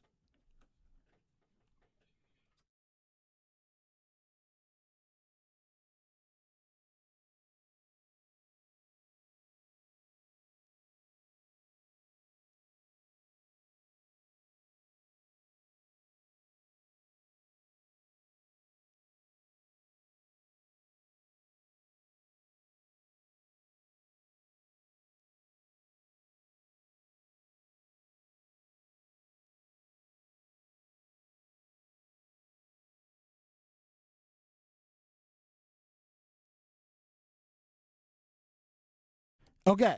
He's scared of needles. He's got 18 tattoos, I believe. But they ain't taking no blood out with that. It trickles out. You got to sit there for a long time with someone with a needle that is I'm sure he's coming in not at the sober state. I think his fear is, I don't know, maybe more of blood. I wonder if his fear is more of blood than his needles. Just look the other way, man. Because needles. It's still that hey man, listen. As somebody that works in the healthcare field that has gotten blood drawn quite a bit in my life, I don't like them things either. And I'm lightheaded every time I go in there. He definitely has more than 20. There's no definitive number on how many he has. I don't know if he's revealed how many tattoos he has. Hell, he may not know. He's got so many of them. But, man, that's strange. They're scared of needles, but, man, it's tatted up. Yeah. All the way up. It's not the same. It seems worse, doesn't it? To me, It seems worse. One is for 5 minutes and one is for, 45 minutes. However long it takes you to ink it, whatever it is. Yeah. That's crazy. I'm with you. I don't know. That was weird to me. Anyway, that stood out to me. Also, Patrick, you found the story that I thought was really cool. So reveal it to the people about the bobblehead story. That's pretty cool. Yes, the Braves have announced their bobbleheads for the year, all their giveaways. Yeah. And the one giving away May 25th, Outcast. Well done. Yeah. That's a beautiful Two idea. boys in the Both Cadillac. Big Boy and Andre 3000 in the car. Yeah. That's going to be a sought-after bobblehead. Wearing two different Atlanta Braves jerseys. So it's just a good look on them. That's going to be a sought-after, man. Oh, yeah. If you read the comments, most people are like, you tell me the amount, I'll just send you a check. You just write in whatever amount you want. I agree. No, so what's the – okay, so bobbleheads are mostly a baseball thing, right? I'm sure they have it in other sports. Like Spurs have been giving away Yeah. Spurs have been giving away. The Spurs did a cool one this year that I didn't realize what it was until the end. But they basically gave away for 50 years. It was George Gervin, David Robinson, Tim Duncan, Tony Parker, and Monta Ginobili. But when you put them all together, they're on a float on the Riverwalk. Oh, they were like separate pieces of a puzzle? The bases of them are all one float. I didn't realize it until I saw them all together. Well done. So I thought that was well done. That is if you collect really well all done. 5, you can put them together, and they're like on the Riverwalk float for the championship. Yeah. Who has that one? You can see in my office, I have Tim. I have Tim in my office that I got You don't here. have all of those. I do not have all You of got to them. get all those, bro. I know, but the Austin Spurs haven't sent me nothing. I talk about the Spurs the most on Austin That Radio is cool. Airwaves. So that's what I want to know then, Longhorn fans, because professionally this happens a lot. You don't see as much in college at all. What would be the coolest Longhorn sports-related bobblehead you could ever receive? Yeah. I mean, Because I don't think they ever do it. I don't think I ever hear about any Longhorn-related bobbleheads at any sporting events. I mean, at all. the one Too that many in everybody's football, going to talk obviously. about. Yeah, I was It'd just have to be about to baseball say. or basketball if you did it. If you do that Well, not necessarily. Well, yeah, because I mean, Football's we get too many. No, You I and mean, me. no, they but could you say could first just. 10,000. I mean, we could do Doak Yeah. Award fair. winners. That's fair. Yeah. You could do Doak Award You winners. could. I would just say I'm just saying like the what The sporting amount event of you give it people- away. Yeah, the amount of people. But he's right. You can just give it up to the first 15, Yeah. 20,000, whatever. Yeah. So that's my question. What would be the coolest bobblehead you could receive as a Longhorn fan? What's a cool bobblehead idea? I think for the Texas one- sports. Earl Campbell, Ricky Williams, obviously. Vince Young going towards the corner. Yeah, I guess Patrick's right. Just do your Doak Walkers. Yeah. Yeah. Your Doak Walker Yep. won't be good. Yep. Yeah, your Heisman ones will be good. Yep. And then, of course, Look at your, those. what is it? How Your would the- national champion quarterbacks or players on that team. I mean, because, James Street, you still got some Yeah, of I the was old saying heads just a will be couple. able to do it. Yeah. No, I like Yeah. that. I wonder how. Yeah, we're going all football, but I mean, you can go a lot of. Yeah, them we sports. know You what can it's go. going to be. It's just going to be Matthew McConaughey. We all know what it's going to be. It's just gonna be the minister of culture. It's just gonna Dude, be- we don't have a minister of culture bobblehead already. It should happen. Willie Nelson bobblehead has got to happen around here. Oh, We should- you know CDC, that. more bobblehead nights. Come on now. Bobblehead nights would work with Texas Longhorn fans. Yeah, 'Cause they're for very sure. sentimental. They're extremely Yeah, sentimental. I know they've done this year. At least for the students, they had pajama pants nights. They gave pajama pants to Yeah. everybody. They had Yeah. like pom pom nights. I'm down They've with had that. a number of shirt nights, and Yeah. then like so they've done a number of stuff like that. Foam hand nights. See, you can do some cool stuff like They that. can figure it out. Someone says Ricky smoking a J. Okay, Come on, man. I would like that one though. See, the problem is, I think I'll get two of right those. I'll now try to with, get two of those. with basketball and baseball, we're selling out every game. Yeah, there's no So there's not incentive. You're not even incentive. incentivizing anybody. Yeah. I mean, it's a prize. It's something cool. Yeah. Collectible for Longhorn fans. Reward your season ticket Yeah, holders. and reward the really loyal fans who are like, no, I'll Yeah. go there 3 hours early for a bobblehead of a great player. And anyone who happens to be courtside working as well might as well give them something too. I like that. I would like a bobblehead like of all the great coaches in Texas sports history. Yep. And almost do it like your San Antonio Spurs idea where they're all kind of hanging out somewhere, all of them. You know what I mean? Like Yeah. your Derrick K. I'll give you an easy Rose, one, like your too. Eddie Reese, Can we like get they're a- kind of kicking it. Can we Yeah. get a Bevo bobblehead? Yeah, I think that's happened That- already. I think Yeah, we we have a need- Bevo we bobblehead. need I Bob haven't Beaver. seen that. We had one in here, I thought. Or maybe I used to own one. I've seen a Bevo bobblehead. I don't know where I got it from, though. There's definitely been one. I don't know if they gave it away in the sporting Yeah. event, though. I might have got No. it from Oh, it's I don't right know, here. Sue Patrick or something. I have no idea. Oh, no. You mean like I the want actual- the actual Bevo. I don't want to Oh. hook them. No, you don't want to hook. You want a I Bevo. want a you want a Bevo. Bevo. Yeah, one. Okay. yeah. I want one that is the actual Longhorn. That's different. Okay, I want that one. I'll talk to Ricky. You doing the I'll most. talk to softball Ricky about that. All right, Yeah. we got to go to the break. We're a little late for the break. We'll come back. We'll talk a lot of NFL news, notes, and nuggets right here on Ball Don't Lie. 104.9.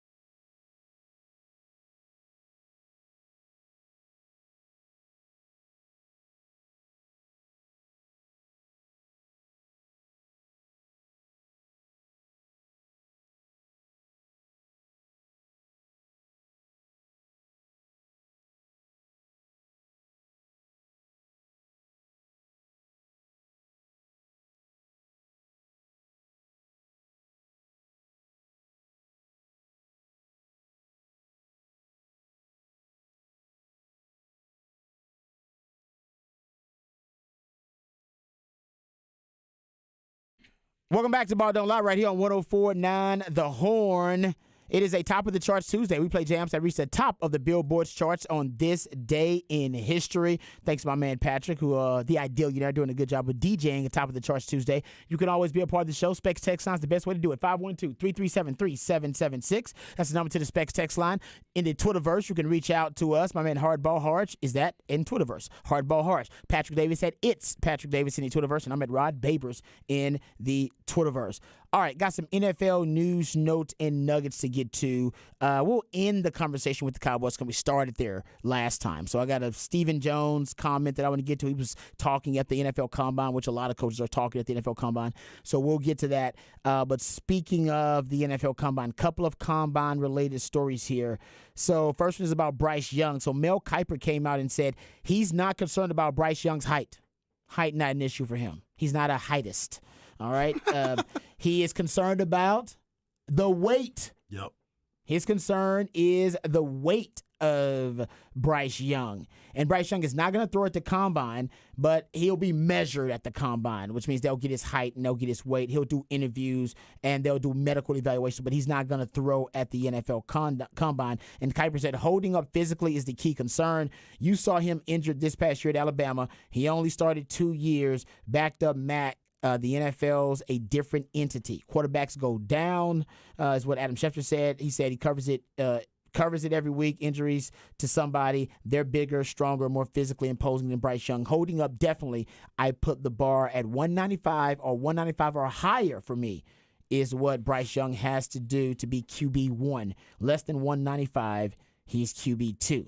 So Adam Schefter saying if he doesn't get to 195 or higher, he's QB2. And also Mel Kiper saying his biggest concern in making Bryce Young QB1 is holding up physically, which all kind of tracks back to, is he going to be heavy enough? Right. And I believe Darren Jeremiah threw out the stat, over the last 25 years, you go look at the last 25 years and you're looking at the quarterback position overall, and you're looking at quarterbacks who are under 6 foot and under 200 pounds, which right now, the speculation, that's what Bryce Young is. Todd McShay said he has a scout friend of his who has Bryce Young measured at 5'10 and a half. So if you're looking at those two things, under 6 foot, under 200 pounds, in the last 25 years, of the 301 quarterbacks drafted, only 2 of them. Sorry, take that back. Only 2 of them were drafted, period, but only 0 of them, none of them were drafted in the top 100. So 2 quarterbacks drafted of 301 in the last 25 years who were under 6 foot, under 200 pounds, but none of them drafted in the top 100. So he would be an outlier, and the belief is that you don't draft outliers with high draft picks. Right. So is that why people are having so much? I don't think a lot of teams are having reservation, because here's the thing that I always get upset about. We always pump up the SEC and how, oh, my God, this is the elite of the elite. This is the best conference you can possibly play in. This is where everybody wants to be. This is top competition. Well, he goes out there and balls against that competition, wins a Heisman Trophy, and now people are questioning what he is as a quarterback. That's a good point. I mean, it's ridiculous to me. I know this is the time of year where all of this is silly season. It's where crazy things start to happen. We get to hear different stories. Everybody wants to keep football in the conversation, which we're going to do anyway. But when you sit here and it's every single year, oh, man, I don't know if that's going to play in the NFL. I thought the SEC was the best conference to be challenged in. That's what they tell us. That's what we hear every single year, the propaganda. Here we go. Here it is. Then all of a sudden he goes out there and balls and puts up unbelievable numbers, but I don't know if that's going to play in the NFL. I'm like, what are we doing, man? And, I mean, when you look at how many quarterbacks actually make it through full seasons these days, you're like, look, the odds are he's going to get hurt. The odds are if he was 6'5", 300 pounds, he would get hurt. Yes. Like Dak Prescott hurt throwing in his throwing hand. Right. There was absolutely standing in the pocket. He could have been as big as he wanted to be. If your hand hits a helmet and you hurt your thumb, you're going to hurt your thumb. Yes. So I get it, but there's going to be injuries no matter Patrick Mahomes what. played with a busted ankle. He's a big guy. But yeah, I mean, and that thing is, I remember seeing Patrick Mahomes at Big 12 Media Days and being like, oh, that is a thick guy. Yes, like he is ready to play. Yeah. And so you can say that and go, I think that's a plus, but I wouldn't put it out as this huge negative of, oh, this guy, there's no way he's going to last. Whereas you can go, all right, well, Tua has more stings, but he is more prone to concussions, we found out. He doesn't fall right. Yep. Do you want to see how he falls right? And what we could have seen with Tua going in, and we knew there was some injury concerns, was he had an injury that they were like, oh, yeah, this doesn't look like a football injury. When he had that hip injury and everything, they equated it to a car crash. And you go, okay, well, let's see if we got Bryce Young. Let's look at his film of how he takes hits. And if we think that he takes hits in a way that we think is more conducive to injuries. And then let's try and teach him ways to fall better and prevent injuries. But it's silly to me to go, well, we don't think it's worth using a top pick on this guy. Where do you think he's going to go? I don't know, top 4. Exactly. Like, we know he's not going below 4. Exactly. So you can say, well, I don't want to take him over 1 or 2 other people.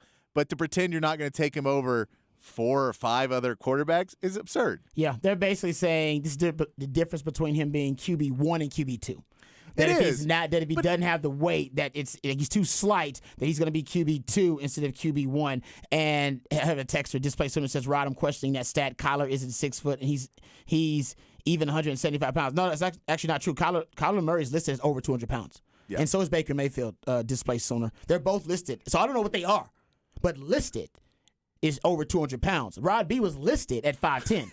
When I got to the combine, they were mad at me saying I was a liar because I was 5'8.5". I was like, I didn't list myself. I don't get out to the list. paperwork. Yeah, I don't get to list my damn self. I don't get to make up my own weights and heights. No, the university does that, or the teams do that. So they're listed at over 200 pounds. Yep. So the Daniel Jeremiah stat still probably is accurate. Kyler Murray at the combine weighed in at 207. Yeah, so I'm saying he's thick.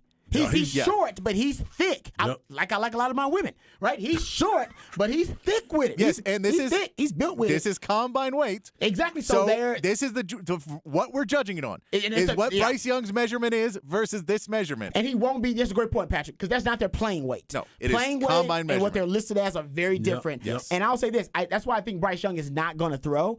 I think because he knows my throwing mechanics and my throwing motion will be affected by the 20 pounds I'm about to add just for the combine alone. Yeah. Right. I'm about to add about 15, 20 pounds for this combine. So Correct. I'll be over 200 pounds. Correct. And then, I don't necessarily want to be throwing. I probably will look, lethargic. I definitely don't want to be running. Exactly. Right. When I'm extra fit. So what he's going to do is go to the combine, weigh in, and then he'll lose 15 pounds or whatever for his pro day. And that's when you'll see him throw. And that's when he'll probably run and do some drills or whatever. Because what they want him to weigh in at, he can do. He can meet them halfway, but he's not going to perform at that point because that's not his playing weight. Yeah. Mm-hmm. Playing weight and listing weight, very different weights. It's like the weight your woman tells you she is and her actual weight. Like she's got a weight that she probably tells you is, and then what her actual weight is. And you know what? You shouldn't care. As long as she she love me. Exactly. She love me. As long as she is fulfilling the duties of being a damn good wife and partner, you shouldn't give a damn. Yeah. All right. And that's kind of why I am with the NFL and their slight and height issue with Bryce Young. Very interesting, though. We were talking about this stuff. Yeah. Okay. Because they're going to continue to bring it up. And again, please, if your coverage of this, and if you're a draft expert, because I'm not a draft expert, if you're a draft expert and your reason to not take Bryce Young is because he's too small, and you can't tell me C.J. Stroud is a better quarterback, then I don't care to hear it. Because I still don't hear anything about C.J. Stroud being the better quarterback. No one is talking about him at all. He's just sitting there at 2, and not one person has explained to me why he's a better quarterback than Bryce Young. No, you're right. Other than, he's bigger. Yeah. That's it. Yeah. No, and I know he's a good quarterback, but at least let's talk about him a little bit in this discussion. If we're going to say, he's QB2 because he's too small, why is he QB1 then? It is a consensus among Todd McShay, Mel Kiper, Daniel Jeremiah, Lance. I mean, any draft expert that you want to throw out there, they've all said, "Oh no, Bryce Young's a way better quarterback." The big concern is whether he has the physical bulk, girth, whatever, to be durable enough to withstand 17 games in the NFL. Yeah, that's the biggest issue. So we also know C.J. Stroud most likely will play less full seasons than full seasons because that is the way the NFL. You usually miss at least one game in a season. So just on average of NFL QBs, that he'll probably do that. So we know that for him too. Yeah. he's not impervious to injuries. Yeah, no, CJ Stroud, this is actually helping CJ Stroud because like you said, the evaluation critiques have not been as harsh against him because everything's about Bryce Young. So he's just kind of floating between the raindrops here. No, Will Levis has got to be loving it because he's like, I should be getting picked apart right now. But they're worried about him being skinny. Even Anthony Richardson is loving it because we should be focused on, people are saying, he's going to be in a top 15. People are like, top 15 pick. We should be picking apart Anthony Richardson's game. Nobody's talking about it. Nobody cares. It's like, nah, he's a freak. Just let it go. It's Bryce Young's. His physical stature has become the biggest type of because the silly season, we need narratives, we need headlines, and this is a damn good one. Is this also because no one can evaluate quarterbacks well? So they're like, look, I'm 100% right that he's skinny. Like, right. One thing I can say, and no matter what I say, I know I'm right. The great Bill Walsh always said, very few people can evaluate the quarterback position, and even fewer can coach the quarterback position, and he's more accurate. The more and more we get deeper into this quarterback evaluation, the more accurate Bill Walsh was then back in the 80s when he threw that out there. He's totally right. Nobody knows what the hell they're doing when it comes to quarterback, which is why we fixate on these measurables and these tangibles, when in fact we all know the quarterback position may be more about, if not just as much about, the immeasurables and the intangibles than they are about the things that you can actually quantify. And for years, they've always tried to turn the quarterback evaluation into a science when in fact it's an art form. Yeah. And they cannot recognize it in their football fixated brains won't allow them to think outside the box to look at it. And they're doing it more to look at different skill sets and be able to visualize them playing quarterback with all these different body types, different skill sets, different athletic skills, all playing quarterback in a successful way. But now we're starting to see more of it out, more diversity in skill set at quarterback, probably than any time in the history of the NFL. And this will be another one. Right, we got the Kyler Murray to break through a lot of the stereotypes about quarterback. This will be another one. Lamar Jackson has done it. Josh Allen has done it. We keep getting more and more of these guys breaking through these QB stereotypes, and this will just be another one if Bryce Young can actually play, if he can play at the NFL level, which none of us, not even the guys in the NFL, none of us know. No, right. And for the text you asked about Drew Brees, 6'1", 213 at the Combine, 6'1", 213. Yeah, and 6'1", 13 at the Combine? That's Combine. Drew Brees was 6'1", 213 at the Combine. I thought he was under 6 foot at the Combine. They said 6'1", 213. That is what they have listed for him at these that's very Combine generous. Results. I think that's Drew slipped somebody a couple of hundos. I don't know how that. Hey, make sure you list but that. But Kyler Murray's the same way. I don't know how Kyler Murray ended up growing like an inch. They got and a half them height coaches at the Combine. You got them height coaches. Yeah, I don't know how that happened, but yeah, because I think Russell Wilson is under 6 foot. I don't know what he measured at the Combine. But now I think he's considered under 6 foot. But guys grow and shrink around Combine time. Who knows? Let's talk about the Cowboys just really quickly, and then we'll get to some of my Combine stories. So I had, or at least I saw this story about Stephen Jones at the Combine, speaking of. And he was being asked about the Dallas Cowboys and their present situation. And he was asked about Dak specifically and had some really complimentary things to say about his quarterback. I mean, come on, man. He was asked, it is a must-lie situation. It's like when your wife asks you, does she look fat in this dress? No, you don't look fat in that dress. You look amazing. Beyonce needs to step aside and let you walk that damn red carpet, baby, because you look amazing. You better quit it. You better quit Every it, boy. man knows how that works out. My wife has never looked fat in any dress ever. Okay? And Dak Prescott addressed Stephen Jones when they asked him, is he a quarterback that can lead you to a Super Bowl? He said, quote, I've got all the faith in the world that we can win this thing with Dak. And why? Because we know him. We know what he's about. His leadership skills are undeniable. Impeccable work ethic. Other than he hadn't won. I love this. Other than he hadn't won some key playoff games, he's everything you want in a quarterback. From the day he walked in the door, he's won a lot of games. We just got to get over the hump. Man. How big is that hump, Harge? Are we talking about a hill, a molehill? We talking about lady humps? Are we talking about Rocky Mountain humps? Like, what's the hump? How big is this hump? Well, most people like to think that it's Mount Everest. But I like to look at it as a camel. I'm looking at a camel hump. I like that. Couple humps. Couple humps. Because we've had them ups and we've had them downs. That is very true. That is very true. Stephen Jones was also asked about the Cowboys getting past the divisional round, and he said this, quote, I'll try to get it right, quote, I think we got to be one click better. I mean, we're right there. and we've had some things. If a couple of things go our way, then you're in it. But at the end of the day, we've got to have our key guys. They've all got to play one click better. We've all got to be one click better. We've got to make the team one click better. We've got to coach one click better. Our key guys got to play one click better. If we're going to, we have to take the next step. We're going to be a good football team. Obviously, I think the regular season wins. I think maybe the Chiefs have as many or a little bit more. So we're both playing at a high level consistently. It's just, unfortunately, we get in the playoffs and just not winning the key game. So they're just like the Chiefs. They just have until they're not. They're just like the Chiefs, except they have to get one click better. There you go. One click better, over the hump, whatever it may be. And I truly believe, and I've said this before, I think, and I don't know if it's intentional or deliberate, I'm not sure, the Dallas Cowboys ownership, including Stephen Jones and Jerry Jones, they're great at gaslighting Cowboys fans. They're really good at doing it. I don't know if they're doing it on purpose. Don't know if it's intentional. All right. But they do a really good job of gaslighting Cowboys fans essentially into making them question their own sanity, question their own rational world they're living in. And they do it. And I'm just as guilty as everyone else. Yes. And I went back. I found this study that was done. This was done by at Bet Online. All right. So it was done based on tweets from Cowboys fans and different NFL fans across the NFL. And they looked at the month after Arian Foster made his comments about the NFL being scripted or whatever. And right. they looked at that month because it became a big topic of discussion and went viral.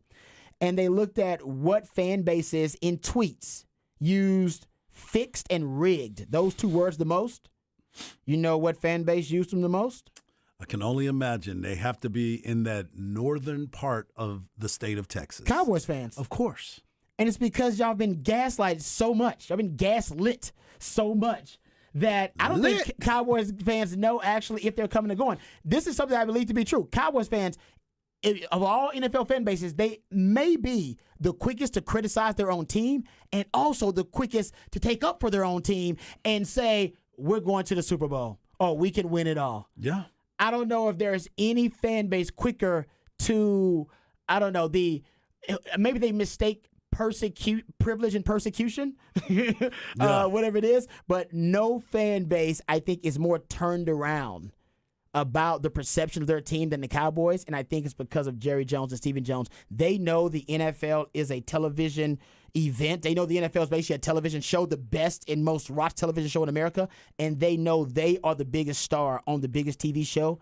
And all they got to do to keep their fans engaged is keep throwing out just chum, pretty much in the water. That's all it is. That's all it is. That's all it is. Whether you're talking about the glory hole or we like to be in the middle, that's where we are. We're in the middle. Or you're talking about circumcising mosquitoes, or we like our guys. You get so caught up in what Jerry Jones trying to decipher, translate what he's saying, that you really never even get to the root. Right. Of what was said. It's very, I don't know, it may be just brilliant. Maybe it's just brilliant, and we're all the ones who are trying to play catch up here. But it's not brilliant, Rod. I think it is because, like I said, I think you guys are being gaslit. No, I think we need to take a step back and stop listening and start watching.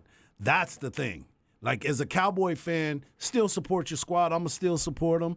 I'm going to still be there for them. But I'm not buying into the hype anymore. Until you move forward, until you get that one more click, and you could be like the Kansas City Chiefs that you keep comparing yourself to, until you can get to that mountaintop, not believing in it anymore.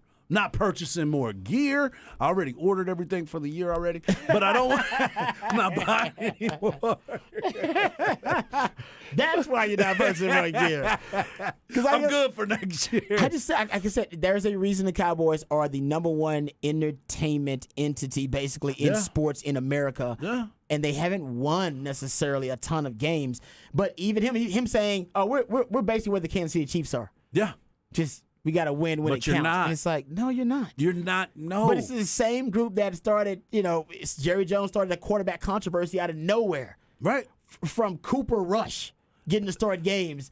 And so I do think there is an element of the Cowboys propaganda that I don't know if it's deliberate or intentional, but they do keep the fans on. They kind of keep you on edge, the Cowboys fans. Yeah. And you don't. That's why I said. That's why you guys are always quick to criticize. Like I said, we had a discussion about it can't be both Dak and Kellen Moore can't be trash. Right. Because we kept hearing Cowboys fans say, "Oh, Kellen Moore's trash. He's terrible," and then, "Oh, Dak sucks." It's like, okay, they're a top 5 offense. They can't both suck. So make up your mind which one sucks and which one actually is above average or which one is serviceable. Right. They can't both be terrible. But Cowboys fans, they have that logic in their heads, and I think a lot of it is, like I said, you guys are dealing with battered fan syndrome.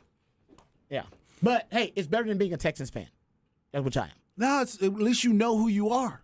Yeah, I know we're terrible. I would much rather know that and be good with it. No, you'd rather be delusional. No, I don't want to be delusional. You won't hope. I work too hard for this. No, we're hopeless. You have hope. You don't want to be hopeless. No doubt. We're hopeless. You don't want to be hopeless. Trust me. You got Patrick, hope now. Patrick left the fan base because we were hopeless. You don't want to be hopeless. I'd rather be But is there hope now? I'd rather be gaslit than be hopeless. Is there hope now, though? Yeah, there's hope. See? That's That's hope. why I'm down. Yeah, that's hope. I might be over there with y'all. I don't know. All right, come back. We'll talk about my combine experience, and I'll talk about the history of the NFL combine. All that and more right here on Ball Don't Lie. Wonderful, not horn.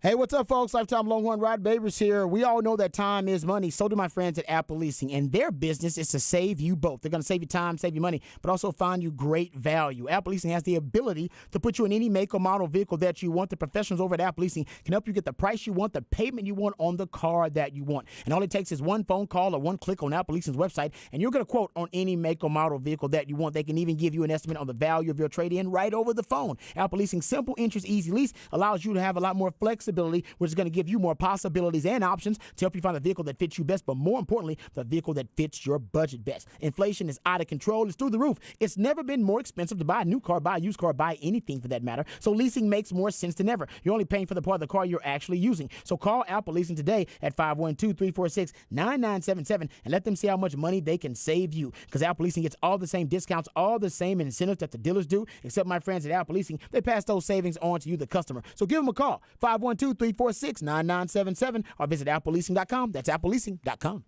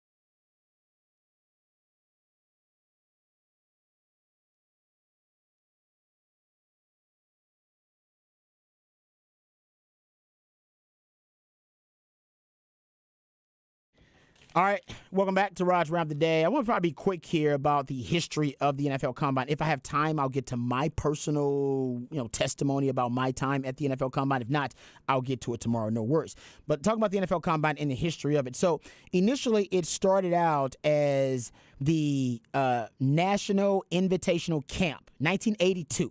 First time, by the way, Tex Schramm. Shout out to Tex Schramm because he one had the brilliant idea of, guys, we got to quit flying prospects all over the damn country, all right, for individual workouts with teams, and they could have upwards of, 10 of these workouts prior to the NFL draft, and it was very costly, and not to mention it was, in terms of a time management, it was not hugely efficient as well. So Tex Schramm said, we need to centralize the evaluation process.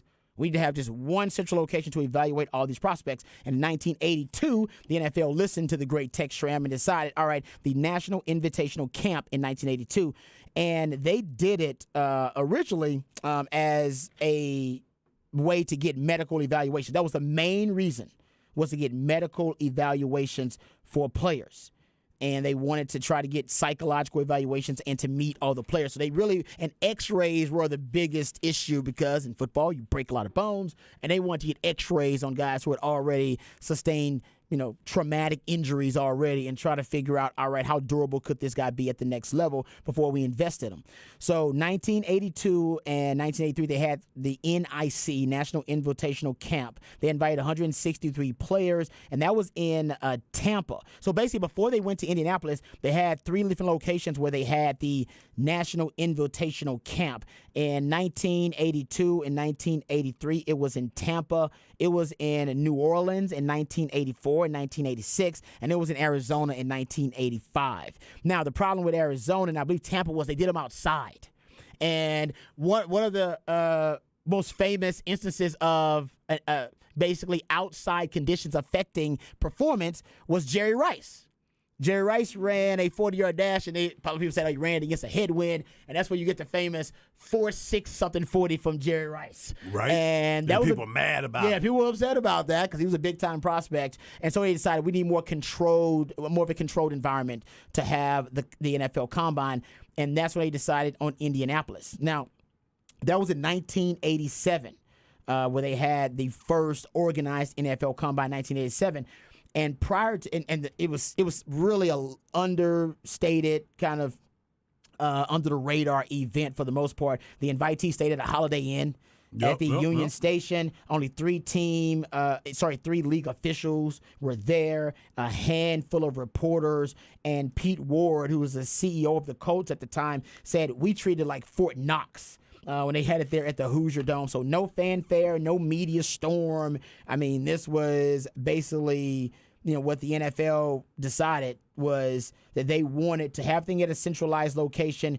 And they didn't even know at the time if they were going to be able to get all the players to kind of go to one location because they had 3 or 4 different combines that they joined, that they basically decided that they were going to join into one major combine. It ended up being in Indianapolis because Dr. Don Shelbourne, who was the physician for the Colts, right when they made the move from Baltimore to Indianapolis, he was traveling to all of these different combines and different workouts and different camps around the country, just representing the Colts and trying to get medical information for them. And he said, not only do we need to have it at a centralized location like Tex Schramm predicted, or at least like Tex Schramm suggested, we should do it in Indy. Because Indianapolis had hotels within walking distance of a dome. You needed a dome, number one. Yep. Hotels within walking distance of the dome, and an airport that was 10 minutes away. So he said Indianapolis will be a great place to have it, and they agreed because it's never really moved. Now, the main reason was just medical testing, x-rays, but of course, they started out, there was no player interviews at first. That was added, and then more and more drills were added as the combine grew more and more expansive. Now, the NFL has decided it's a made-for-TV event now, and the NFL has decided they're going to move it. It is now open for open bidding for the first time. In the history of the Combine. They announced this year, 2023, Dallas, LA, and Indianapolis are the 3 main cities who will be winning or awarded the NFL Combine in the future. Hello, Jerry Jones. Jerry Jones essentially he built Frisco for this. Exactly. Jerry Jones is the head of the Owners Association, and he knew about this probably 5 years before it happened. Hello. So Jerry Jones built Frisco for this. So it's a good chance that the Cowboys, if they don't win the initial bidding, then they'll get it the year after. The Cowboys are going to get the combine. If they don't get it, the initial one, Jerry's going to lose his mind. Yeah, no, they'll get it. Well, because Frisco's perfect for it. Exactly. Everybody's been to Frisco. Frisco is tailor-made for a combine event such as this. I'm staying there this weekend. There you go. And until 1970s, teams typically didn't give physical exams to draft picks. The Jets, actually, Jets, Jets, they became one of the first NFL teams to invite seniors, all right, to their team headquarters for physical exams and interviews. It's a copycat league, and the NFL decided that's a really good idea. We're going to copy that. So a lot of other teams around the NFL started copying that model, and NFL prospects would travel from city to city, and they would do interviews and physical exams. But as you would imagine, this is highly inefficient and expensive for this to be commonplace. So Tex Schramm was the one that had the really good idea to centralize it all. Now, at first, it was Blesto. This was one of the main organizations for prospect evaluation, all right, and testing.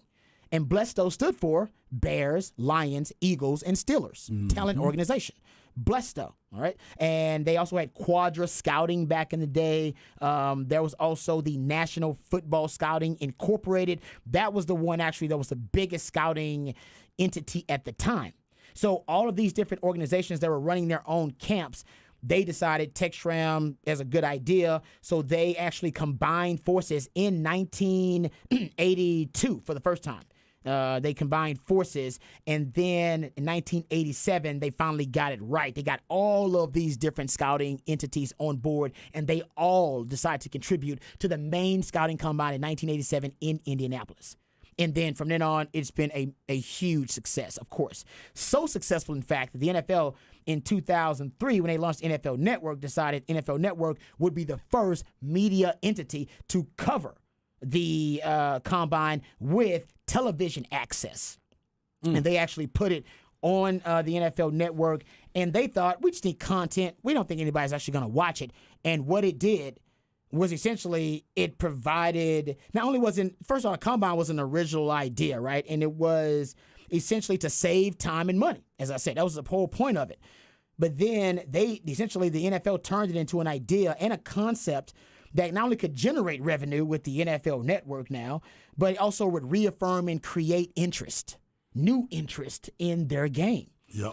It basically saves time, but also takes up space. Remember I told you guys before about the sports calendar, and the NFL is big about dominating the sports calendar. They own the most valuable entities on the sports calendar. Think of it, the sports calendar, like a monopoly board. The most valuable property on monopoly board: Park Place, Boardwalk, Pennsylvania Avenue, Pacific Avenue, North Carolina Avenue. Don't ask me why I know all that. But the NFL owns all that territory because they own September, October, November, December, January. Talking about fall and winter where everybody's inside. They own those months. They're theirs. They share Sunday with God. Hello. That's it. Hello. They share Sunday with God. It is the #1 entertainment product in America, period. And the NFL knows this. And basically, they decided that we're going to boss hog more of the sports calendar. And the combine allows them to steal some property in March. Yes, March belongs to college basketball, but the NFL, we're going to steal a week. Yeah. Yeah, it's yours, college basketball. We're going to steal a weekend because the NFL is America's favorite game, and the fans crave it. So in March, we're focused on college basketball. The 1 month out of the year we like college basketball, we all take a reprieve and go, what's happening with that combine over there, though? To the point where now ESPN is airing the combine in prime time. It's a prime time event. Prime time.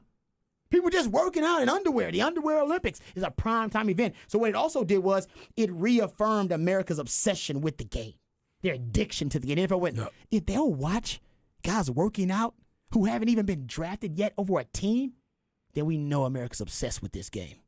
Let's see how obsessed they are. And they keep growing the coverage of the combine, and we keep watching more of it.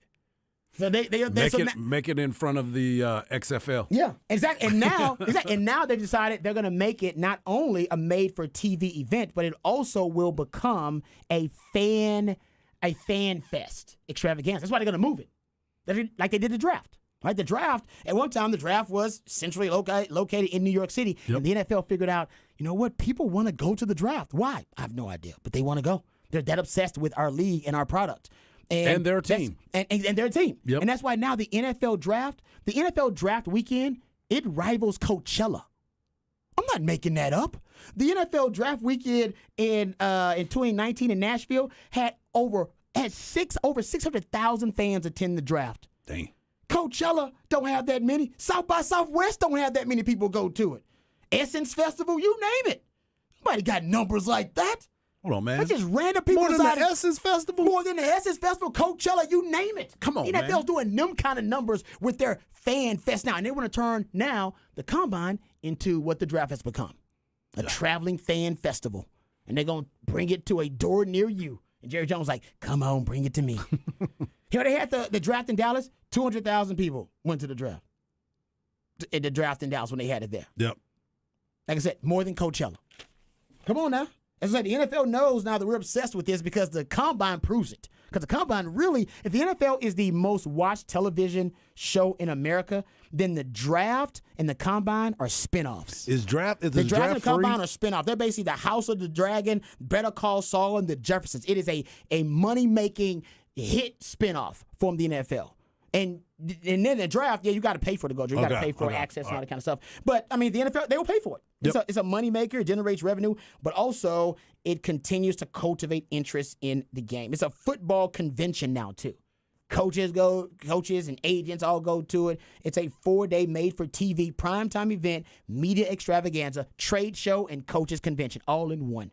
And they want to turn the draft and the Combine both into those types of events. And they've done a really good job with it.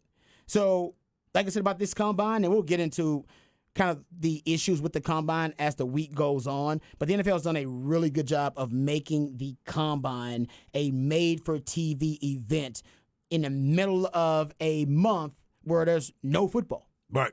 And we're 3 weeks away from the end of the Super Bowl. So they extended the regular season, extended the postseason, and now they're just creeping closer and closer into March. You only got 3 weeks without football before we start talking about the Combine, and then you'll have, 2 or 3 weeks again before we start talking about the draft.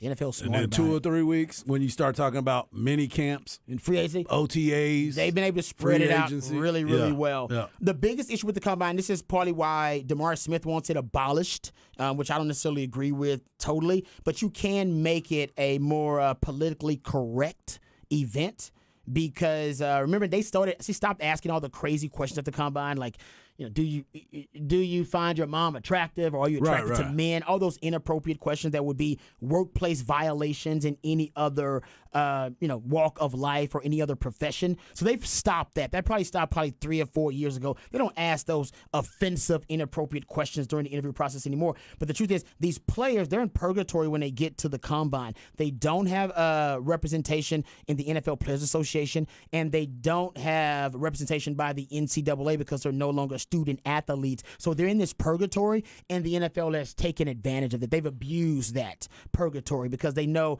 what these guys going to complain about. If I tell you that you need to go have a 4-hour medical evaluation, who are you going to complain to? Your agent? I don't give a damn. You're not a player yet. Who would represent you when you go, yeah, but I've been in medical evaluation for 2 hours. I don't want to do it for 2 more hours. Who you complain about that to? Nobody. Who do you complain about when they ask you, is your mom a prostitute? Who do you complain about that to? Nobody. There's nobody. There's nowhere to go. There is no recourse. So they want to try to clean up the process a little bit and infuse it with some dignity. Yeah, it should be. Yeah, I mean, that's what it's about, because any other situation, somebody's jumping across that table if you talk crazy to them. Yeah. No, one player got punched in the chest. Yeah. No, I'm not joking. He got punched in the chest when he walked in for an interview, and they said, we want to see how you would react to getting punched in the chest. He got assaulted. Yeah. And they were like, this because rules, they there don't are no apply rules right now. There are no rules. I'm filing. I'm filing. We'll come back. We'll get into some bad news and an update on LeBron James' injury, and also an injury that's affecting the Austin FC. All that and more right here on Ball Don't Lie on 104.9 The Horn.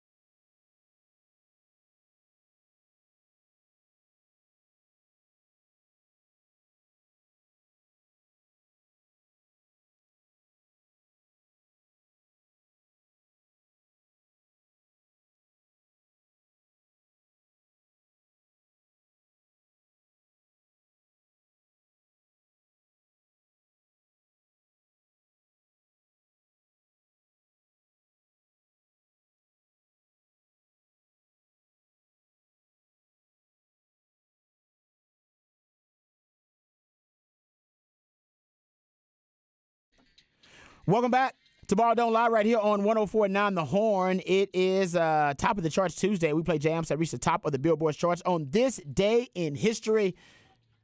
Paula Abdul? Paula Abdul. Is this Opposites Attract? Yes, his Opposites Attract. Oh, wow. This is the animated video with, what's the character's name? Come on, you know it. Oh, MC Scat Cat. MC Scat Cat, that's right. Wow. I cannot believe you played it. What was the reason you played this? Just came up in your research? Yeah. Wow, because we've had MC Scat Cat references on this show multiple times. We have. He's the best cartoon rapping cat.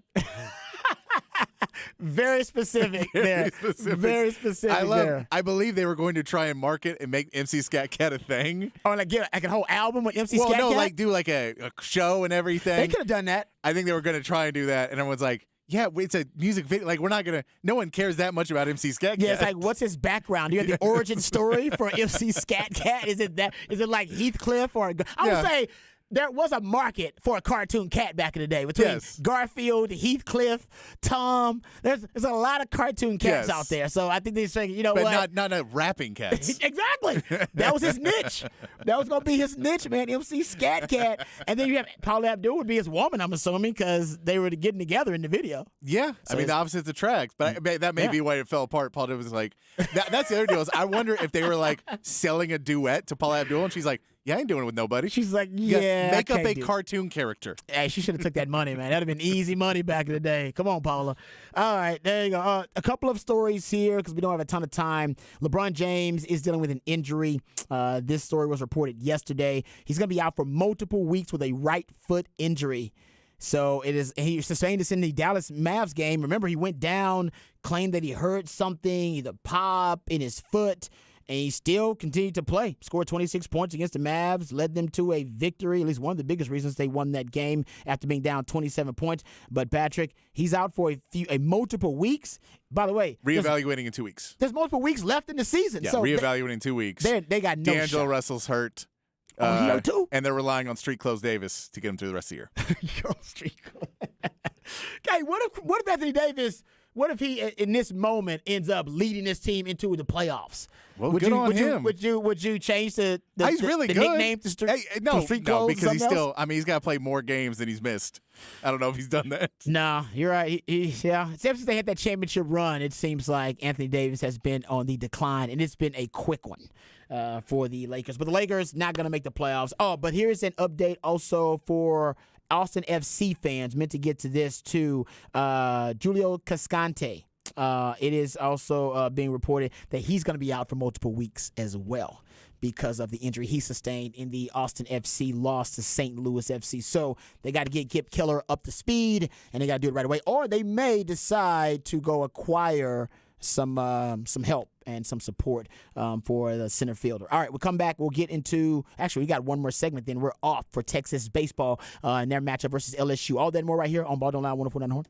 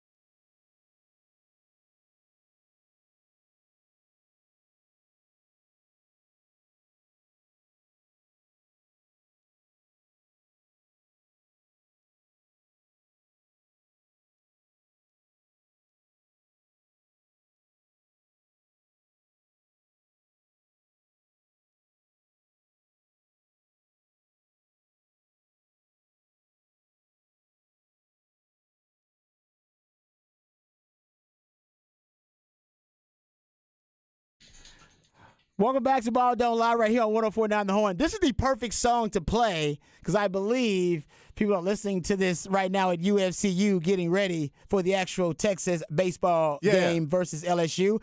I guarantee people are jamming right now. Oh, they're jamming in the hallways. They're in their cars right now like, oh, this is my jam back in the day. Why is this song so adored? It still is to this day.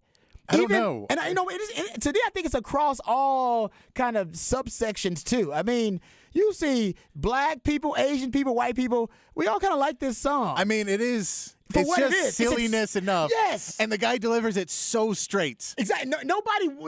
Nobody's criticizing this song for being something that it should have been or something. It's like, no, it is. It is good for what it is. And I don't know if he's mocking it with his straight delivery. Do you know the name of the band? Right Said Fred. That is correct. I don't know why I know that because this song. You have to know it's so ingrained in our culture. When that song comes on, people genuinely like it. They genuinely have a good time. Like, I'm too sexy. Yeah, and you all know it. I know it. I remember the video, and it was like a black and white video, was it not? I think they went. Yeah, I think it kind of went both and forth. Maybe a little back and forth on that. Man, Right Said Fred. I'm too sexy. All right, I like the vibe of that one, Patrick. Great. That's a great one. Get us in a happy mood. It's a great way to end the show and to lead us into our last segment, which is the last segment before we give you up to Texas baseball. Craig Way on the call. I believe Hart said Ty Harrington. Coach, I believe that's what he Coach said. Coach Ty going to be on the call with him. Oh, that's going to be fantastic. Can't wait for that. Sure, all the Cajun folks out there, the Swamp people, that is not me trying to talk trash to LSU folks. My family, my mom and dad, both in Louisiana, both proud Swamp people. So I'm half Swamp people. They out there ready to go. And they've been here in Central Texas for a while because they were at the Carbach Classic for, 3 games, whatever they played there. They won the Carbach Classic, actually, and I believe they stayed here in Central Texas somewhere, and the LSU faithful have been here representing, and, of course, they want revenge on the Longhorns, so that's going to be really cool. Oh, how about this one? How about this texter? Oh, this is crazy. Says Future has a version of Too Sexy. Future covered the Right Said Fred, Too Sexy? I don't know how that works out. I'm going to have to listen to that. Wow. Okay. Thank you for that, texter. Also, same texter says Stimpy is the best cartoon cat, hands down. That's a bold statement, bro. That's bold. I know, and I get that Stimpy is a cat and Ren is a dog. I get it. But they're not, are they? No, they don't look like it. I don't know what they I get it. Exactly and, man, this is coming from someone with Ren and sure. Stimpy pajamas when I was a kid. It's coming from me. Oh, look, what's isn't there a famous cat now that's got a good movie? Isn't there Puss in Boots? Yeah, but come on. Is that a cat? Isn't that a cat? Yeah. All right, there you go. That's a famous cat. But he's not better than, can he rap better than MC Scat Cat? No, honestly, the best cartoon cat, I'm probably going to have to go with, I'm probably going to go with Heathcliff, underrated. Heathcliff underrated? Heathcliff was, was a man about town. He had a girlfriend. I remember that. I like that about him. Not all the cartoon cats had girlfriends. Tom did. Yeah. Tom and Jerry had a girlfriend. He'd bring her around every now and then. I like the fact that, he seemed like a ladies' man, Heathcliff. I'm trying to think. I'm trying to think of Heathcliff could fight, too. Yeah. Heathcliff could fight. Like, people, they would he'd go to the junkyard. He'd fight all the junkyard cats and stuff, man. I feel like Sylvester is underrated a little bit. Sylvester is underrated. This is true. I feel like he's the biggest cat. He might be able to actually fight MC Scat Cat. Scat Cat. Definitely MC Scat Cat. Do you know MC Scat Cat apparently was played by 2 people? They required 2 people to sing that part. Why? That's exactly. Talk about overpaying for a performance. They 2 people play that? Oh, some people say Simba is the best cartoon cat. They're probably right about that. I mean, it is a big cat, but technically. Well, it's Mufasa then. Mufasa was way cooler than Simba. That's true. That's a good point. I mean, other than the dying part, really good. Spoiler alert, everyone. Spoiler alert if you haven't seen that really old movie. Oh, I love how we get deep into these conversations. Craig Way, I guarantee you, has something to say about this, too. He'll probably text me pretty soon. No, he's gonna tell us a cat that we've never heard of that actually is the best cartoon cat. Some mascot from West Texas, from some local shop there in West Texas or something. All right, we got Texas baseball coming up. Tomorrow, I can preview a little bit of tomorrow's show and some of the things we're going to get into. I will give my combine experience at the NFL Combine since this week is Combine Week. We'll get into that a little bit. Also, we'll discuss more Texas football spring storylines. Ian Boyd over at Inside Texas had a really interesting article about that. We'll get into that a little bit more, too. And I promise you more NFL news, notes, and nuggets. New rule proposals for the NFL. The competition committee is meeting, so we'll talk about that. And Derek Carr meeting with teams at the NFL Combine. We'll dive into that. And is there an epidemic in college football of coaches leaving the college football landscape, which has become more and more difficult to navigate for coaches with the transfer portal and with NIL, with the new calendar changing for the coaches, with early signing period and all that kind of stuff, is it just easier to be an NFL coach if you want to coach ball? And are we seeing a mass exodus of college coaches leaving for the NFL? We've definitely noticed a trend, but is it something that is an alarming pattern? Is it an excess? We'll talk about that. There's an interesting conversation being had right now in college football about that and having that conversation. So we'll do that too coming up tomorrow as well. All right, if you missed any part of the end of the shows, please go to hornfm.com. You can catch up with them on the podcast page. My man Mike Harsh did a great job on Harsh Knock Life interviewing Ben McDonald, Big Ben McDonald. That interview will be posted at hornfm.com. And yesterday he broke down Texas LSU, which we're about to witness. He broke that down in specificity, in great detail in Harsh Knock Life yesterday. So you can go check that out too. All right, what's on tap for you coming up, my man Patrick? I'm going to watch this UT baseball game. I do want to point out, if you said Thundercats and didn't say Lion-O, I'm no credit. No credit for just Thundercats. But Lion-O is the guy, man. How did I miss Thundercats? I know. I missed it too, but it's Lion-O. Lion-O is the lead dude in Thundercats, so that makes him the guy. I apologize, guys. It should have definitely been Thundercats. Thundercats should have been, yeah. Was it Shatara? Was she the fine Thundercat? Yeah, I think she was a fine Thundercat. Oh, she was sexy. Yeah. Yeah, she was one of my favorite cartoon ladies out there. Lion-O could definitely beat up MC Scat Cat. Hands down. Now, he did kind of resemble like a person with a cat face, but hey, it's okay. It's like that movie Cat. So not the movie, the play. Wait, it was a movie too. It was a movie too. It was a very creepy movie, but just like the play Cats. Yeah, there you go. I want to thank my man Pat for doing a great job. I want to thank you guys out there for listening and participating. Remember, the revolution will not be televised, but we're talking about it right here on Ball Don't Lie. Texas baseball coming up next versus LSU. Craig Way, the voice of the Longhorns, and the legend on the call with Ty Harrington, the coach. We'll be right back tomorrow, same time, same place.